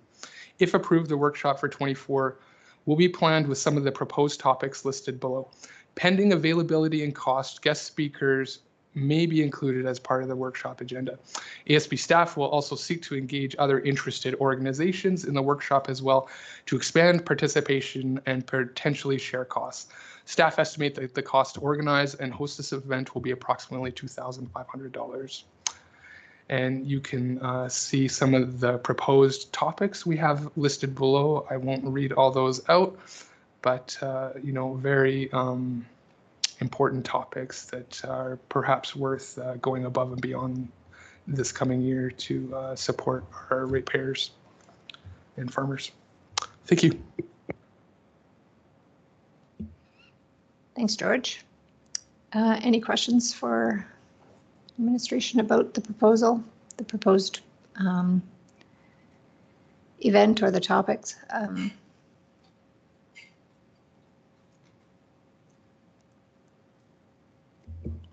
I'll move that the board direct administration to include an additional $2,500 in the proposed 2024 ASB Environmental Extension Activities operational budget line item for a total line item budget of $5,500 for council's consideration. And that pending council's approval of the proposed budget amount, the board direct administration to host a drought resiliency workshop in the first quarter of 2024. Thank you, Member Eichert. Any discussion? To me, this seems like a really timely event to hold, and I thought that the topics that you have are really germane to the issue. And I think, I don't have a crystal ball, but I think drought is going to be here for a little while longer. And so it's good to provide information when we can. Any other questions or comments? I'll call the question then. All in favor? That's good. There's a fly buzzing around. Okay, on to the next item. Point 8 is Shelter Belt and Eco Buffer Seedling Funding Program Adjustments. Good afternoon, ASB. I will go through the background on this shelter belt and eco buffer ceiling funding program adjustments. A shelter belt is a row or rows of plantings made up of trees and or shrubs that are positioned in such a manner as to provide shelter from the wind, snow, and protect soil from erosion. An eco buffer is a planting of perennial species, trees, shrubs, or other herbaceous plants designed to mimic a natural forest habitat that provides specific ecosystem services. There are many benefits of planting trees and shrubs, which include improved building energy efficiencies, added aesthetic values to yards and landscapes, wildlife and pollinator habitat, decreases in soil erosion and moisture evaporation, snow capture for drift management, and improved moisture retention. The Wheatland County Shelter Belt and Eco Buffer Ceiling Program has been open to applications since 2019, and the program supports landowners within the county who are planting trees and shrubs. The following changes are being proposed to the board to improve the program and application process. Increase the funding from $250 to $5 per seedling or tree. That will increase the maximum for that particular category from $1,000 to $2,000 to a project maximum of $3,000 per applicant. Mulch and irrigation make up the remaining $1,000 at $500 each. And the recommendation is to increase the available grant amount to seedling is due to the rising cost of tree saplings. You will be hard pressed to find a tree sapling for $2.50. We would remove the requirement that applications must be approved prior to purchase of all project components. This will allow individuals to submit receipts from the current year of the Shelter Belt program, regardless of their approval date. Add in for provincial highways, the minimum setback is 60 meters from central line of road or 30 meters from the right of way, whichever is greater. This is to keep the project as permanent as possible, and trees are less likely to need to be removed if there's a widening of the road right of way. Add in a site inspection may be requested. This will ensure program continuity and proper installation. Add the intention of the applicant is to permanently maintain the project on the land. This has been added to ensure that the shelter belt will be maintained for the future, and a recommendation to attend a shelter belt eco buffer workshop or webinar before starting the project. This is suggested to increase the success of the shelter belt projects, pardon me. And we usually run that in March, February or March. In course of reviewing this recommended policy change, administration recognizes that a written ASB producer funding program policy does not currently exist. The Shelter Belt and Eco Buffer Ceiling funding program would be included within the new producer funding program policy.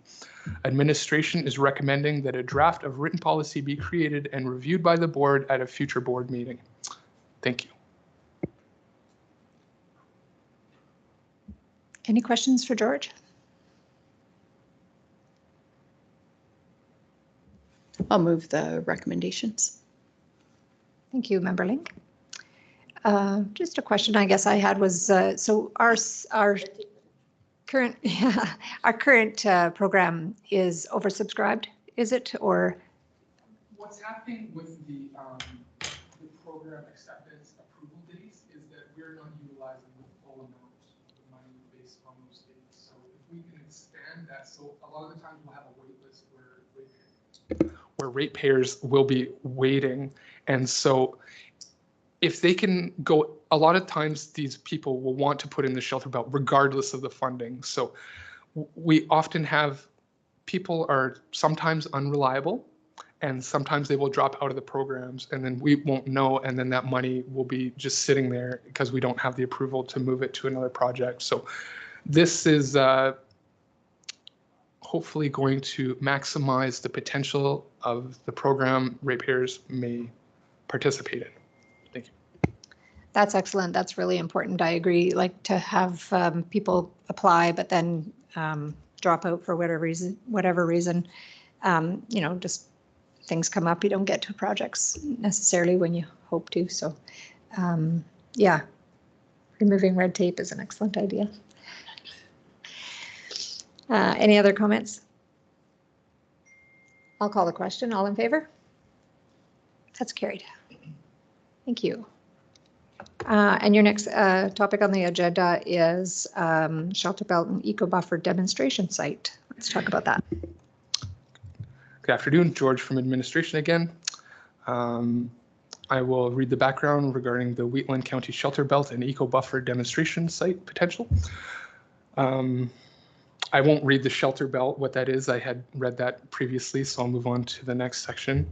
The proposed project has links with Wheatland County's Shelter Belt and Eco Buffer Seedling Program, which provides funding to landowners for new tree plantings in Wheatland County, as well as our Wheatland Agricultural Stewardship and Alice Wheatland programs. According to landscaping and screening guidelines in Wheatland County's land use bylaw, there are 3 levels of screening that may be applied according to categories of target activities and facilities. Full screening, which approximates 100% of screening of the property from adjacent properties. Partial screening, about 50% of screening, and buffer screenings, which would obscure approximately 25% of the development from adjacent roads or properties. Bare stock trees and shrubs could be purchased from local nurseries where possible, and drought-tolerant native plants will be used to ensure that the long-term maintenance and efforts are minimized. One of the main selling features of an eco buffer is that over time they become self-sustaining and are anticipated to require minimal long-term maintenance. However, initial maintenance will include a minimum of 2 to 3 years of watering and weed control. Based on early discussions among the administration team, some possible locations for a demonstration site could be adjacent to one of the county's operated lagoons or the county's main facility in an area not anticipated to be required for future expansion. In addition to a demonstration site, the shelter belt could serve these areas as a visual screen. If the initiative were to be approved by the board, an associated proposed 2024 budget item also approved by council, administration would explore potential project sites and generate a proposed project plan for the board's consideration at a future board meeting. A preliminary budget estimate breakdown, not including potential cost savings from grants and partnerships, is attached to this report for the board's review. Publications with information about the ecological benefits of shelter belts and guidelines for their design are also attached to this report for information. Thank you. Thanks, George. Any questions? I have a question, George. Is this a scalable project? And I'm curious, you've talked about so shelter belts and shelter eco buffers. So a shelter belt would be like a couple of rows of trees, where an eco buffer is like, you're talking 35 by, I'm trying to look at here. Should have written some notes on this. To answer your question. Your proposal was a bigger area, I think? Or? Yes, through the chair. The original $40,000 estimate is based on that 3 acres or on a 3-acre parcel. And yes, it is scalable. This could absolutely be a phased-in project. And this would hold value for the communities as well, in addition to the ecosystem services, habitat, pollinator habitat, wildlife habitat. This is something we could absolutely phase in at different locations, and we would be very happy to bring back some potential projects to the board for approval in the future. So for me, I like the idea. I think it's a nice thing to have a demonstration for people contemplating a project like this. These are not cheap to do, and they're time consuming. And yes, you have to, like, the maintenance on it is for years to come. So you have to be prepared for all of that. It would be good to be able to show people exactly what's involved. So you're on your draft budget. Project length would be 12 rows and project width would be 35 rows. So that's a whole area of. Correct. That would be about 3 acres. Sarah, would you like to speak on this a little bit? Covering the full area. Is that okay? Yes. Welcome. Yeah. I wondered if just a shelter belt might be sufficient, just in terms of having like 1 row of evergreens and a row of some other bush or something like that, and then one down 2 sides, like a normal shelter belt might look at a farm yard. Through the chair, the sort of my vision of it was more of the eco buffer where it's provides more habitat than just those straight rows of trees, and then you have more diversity of plants and stuff like that. But you could definitely scale it. The size that we'd sort of started with was 5 meter spacing, and so it takes up about 2.4 acres or something like that. Yeah.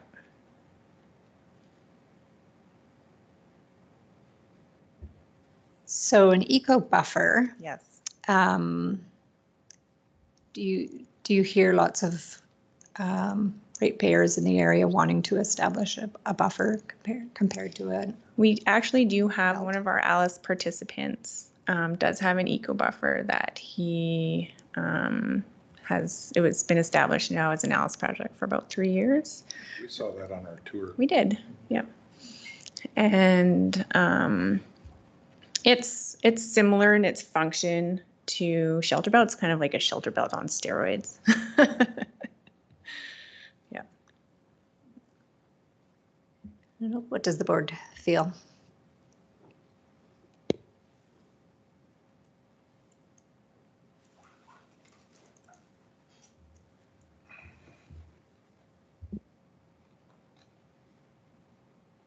Member Link?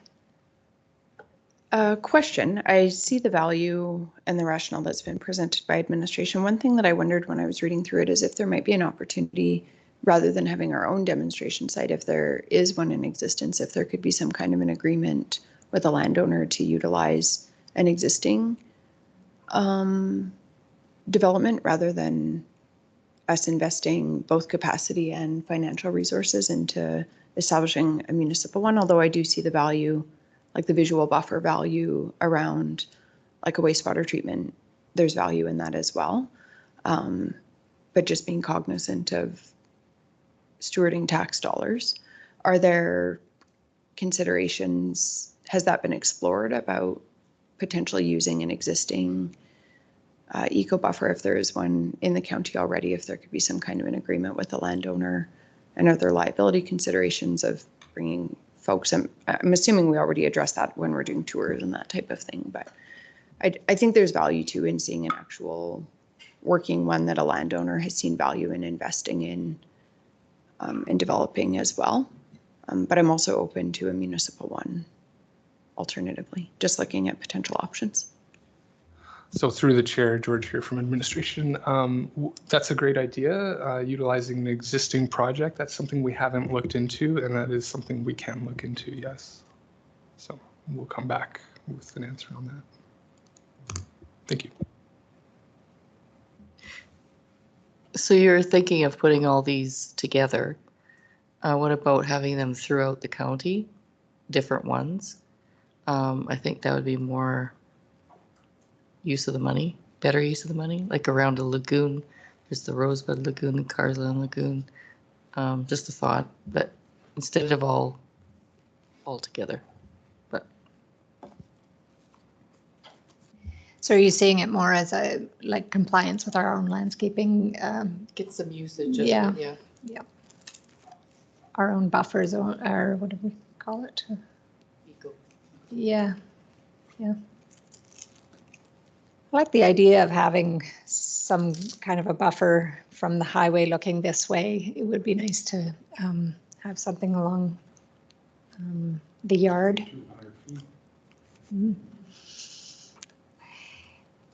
Member Kester? I'm thinking of areas to put them. The lagoons are great. And I know there was a little bit going on at Severn Dam a little while ago. And the campers really like it all. I don't know how many are there right now, but there'll be more than you'd be surprised. And why would we do it?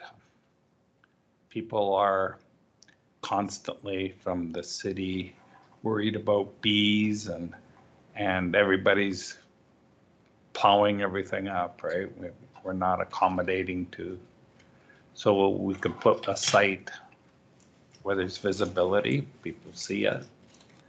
And site come to mind on the 564 across from Cattleland There's an old school site there, probably about 2 or 3 acres that the county has fenced off. We've cut all the trees down there at one time. They're all growing back. Maybe that would be a good place to put it, be a place where people would see it.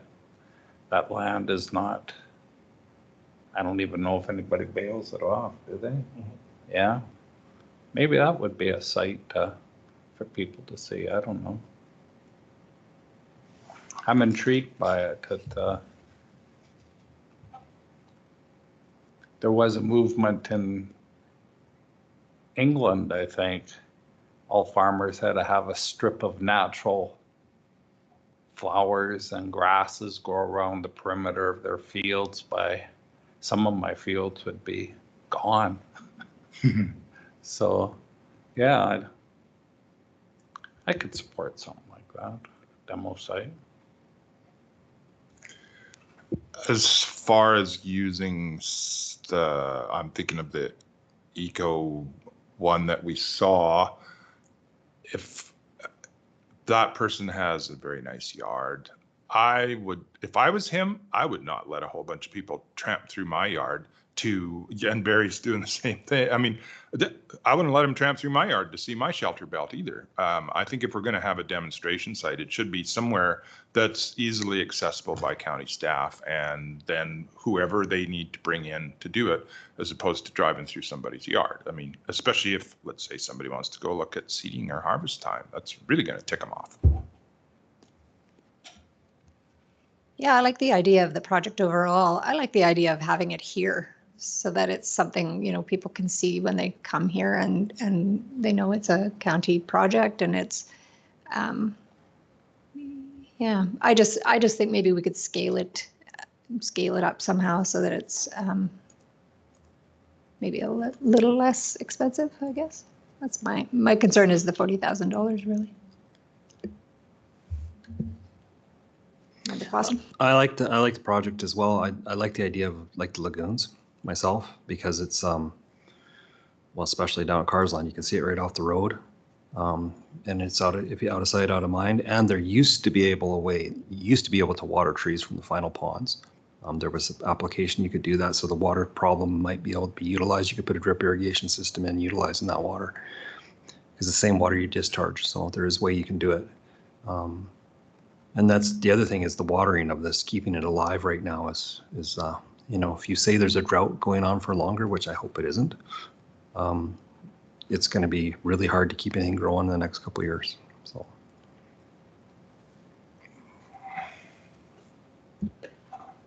You can manage shelter belts in droughts. I planted my shelter belts in the early 1980s, which was the last time, or the second last time we had 2002, a significant drought. In the early 80s was a very significant drought. So if you manage it properly, you can make a shelter belt grow.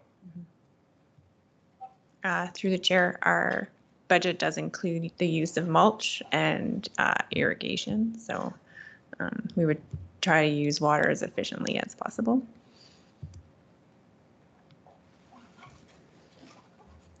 I like the project too. I think if we approve the project, maybe we could come back with some of the suggestions that we've had and maybe we can decide a little bit further.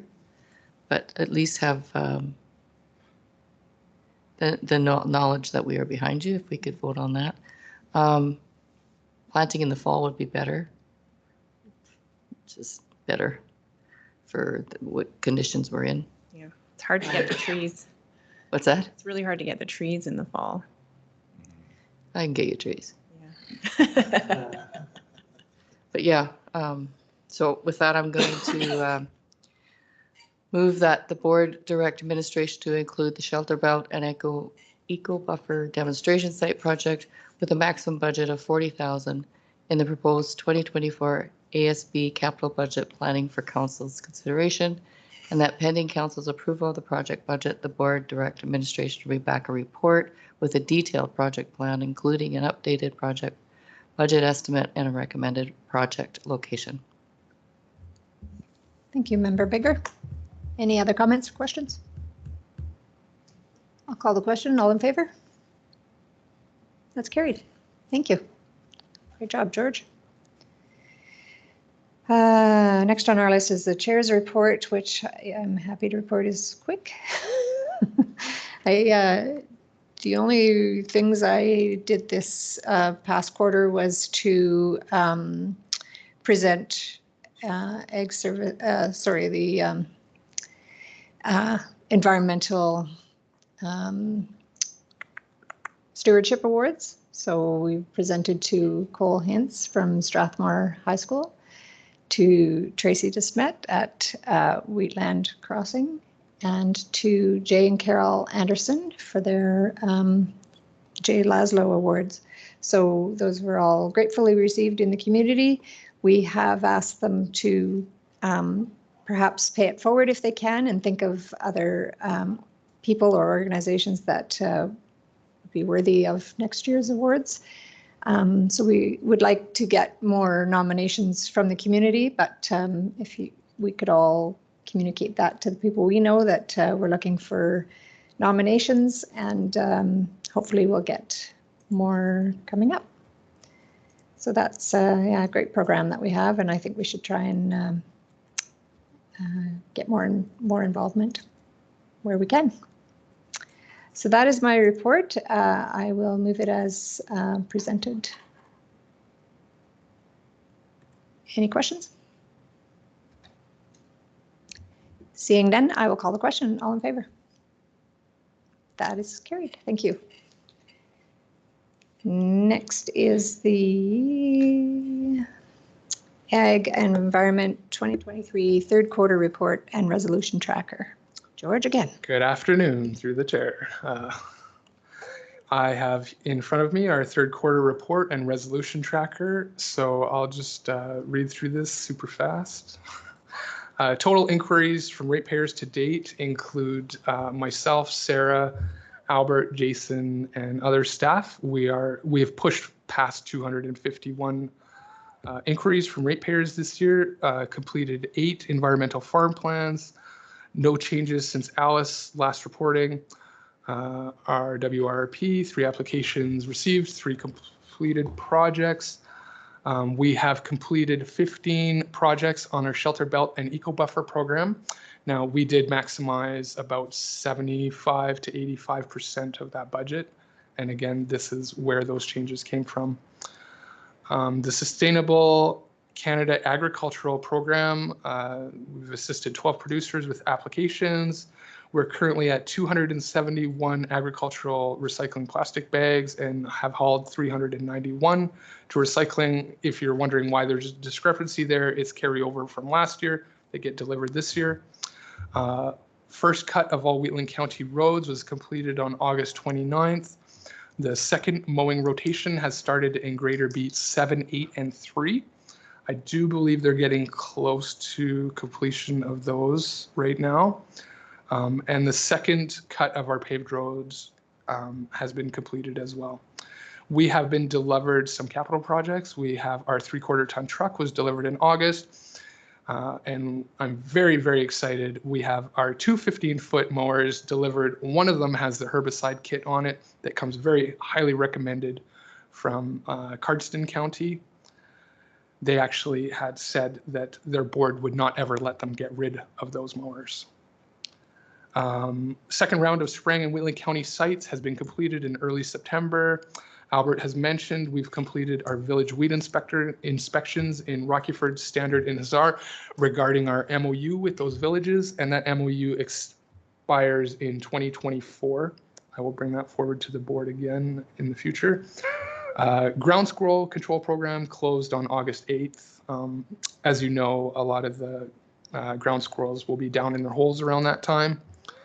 And clubroot inspections are ongoing. As they said, they're at about 140 right now. We generally do about 100 sites every year, and we have currently 3 samples in the lab waiting for results.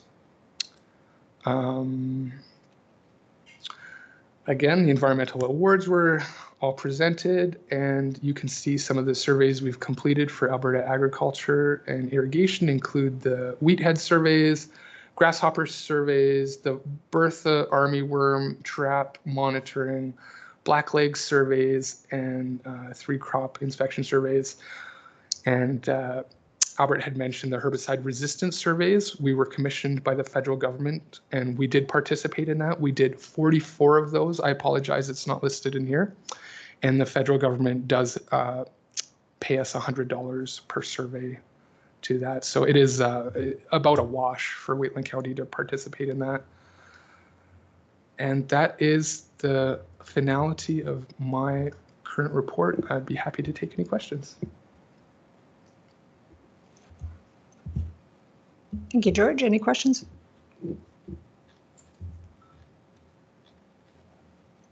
Club route surveys, when do you get results for those? I know it's a concern in the country. Yes, so the labs are very, very busy this time of year. So I suspect we will have those results in a couple weeks, and then we'll be referencing our club route policy at that point in time. Okay, very good. Member Clausen, and then Member Bigger. I'll make the motion that the board accept the October 4th, 2023 agricultural fieldman report as information. Thank you, Member Clausen. Any questions? Question. George, just with the mower and the herbicide, does the herbicide go on before the mower goes over or after the mower goes over? And through the chair, the herbicide mower is called the one-pass system, and so it actually drips the herbicide under the bolt where the blade comes out underneath the machine itself and that really reduces the drift and wind issues that we consistently see in this county. Okay. And have you got results to compare how effective it is? We have anecdotal reports from other. You'll have more by next year. It was just. Yeah, and so this machine is just getting calibrated now. I'm not sure that we'll have. We may have capacity to do some perennial spraying with it along roadside, if the weather holds up. Yeah. So it is time dependent. We'll see. I will be very excited to show you guys pictures next year. Well, the ground squirrels are still out. The juveniles, the majority of them are down. Some are on the pavement. Any other questions? I had a question on how long does the declaration of our disaster last? My understanding is that it just rolls over. Yeah. It'll be effectively gone at the end of the current year, and it resets automatically. Mm-hmm. Anything else? There's a motion on the floor to accept the fieldman's report. All in favor? That is carried. There's another resolution there. I'll move that the board accept the updated ASB resolution tracker as information. Any questions on that? If not, I'll call a question. All in favor? And that is carried. Thank you, George. Last on our list is correspondence. I see there were a lot of disaster declarations issued after our last meeting. So those are included here. Foothills Forage and Grazing newsletters. One thing so there is a report card on the Ag Service Board resolutions of 2023. Lots of activity going on there. I noticed there was no activity reported for our resolution regarding the LPRT and issues between landowners and oil and gas producers. I guess. I just have a comment on that. If because of the provincial election falling in the spring and a lot of the minister changing, especially our ag minister, municipal minister, McIver, I think stayed on, but I think a lot of those resolutions went to, the ag minister or something, and now it's changed. So I just wonder if we should send those, or if there's any kind of follow-up, because it seems like there's some, there was just a lot of communication gap in between. Maybe this is something that we could bring forward to the ASB regional meeting to suggest to them Because I don't think that we need to reissue our resolution, but it needs to, the Provincial Ag Service Board maybe needs to maybe reissue or just find out where those ones are at. I think you're probably Yeah, right and- that the changes in ministries have. Reading through everything, it just seemed like, well, everything federally just got squashed, but it just seemed like there was such a communication gap between anything provincially. There was nothing sort of followed up on those either, so. Yeah, very good point. Something to be brought forward to the ASB meeting, I think. Provincial meeting. Mhm.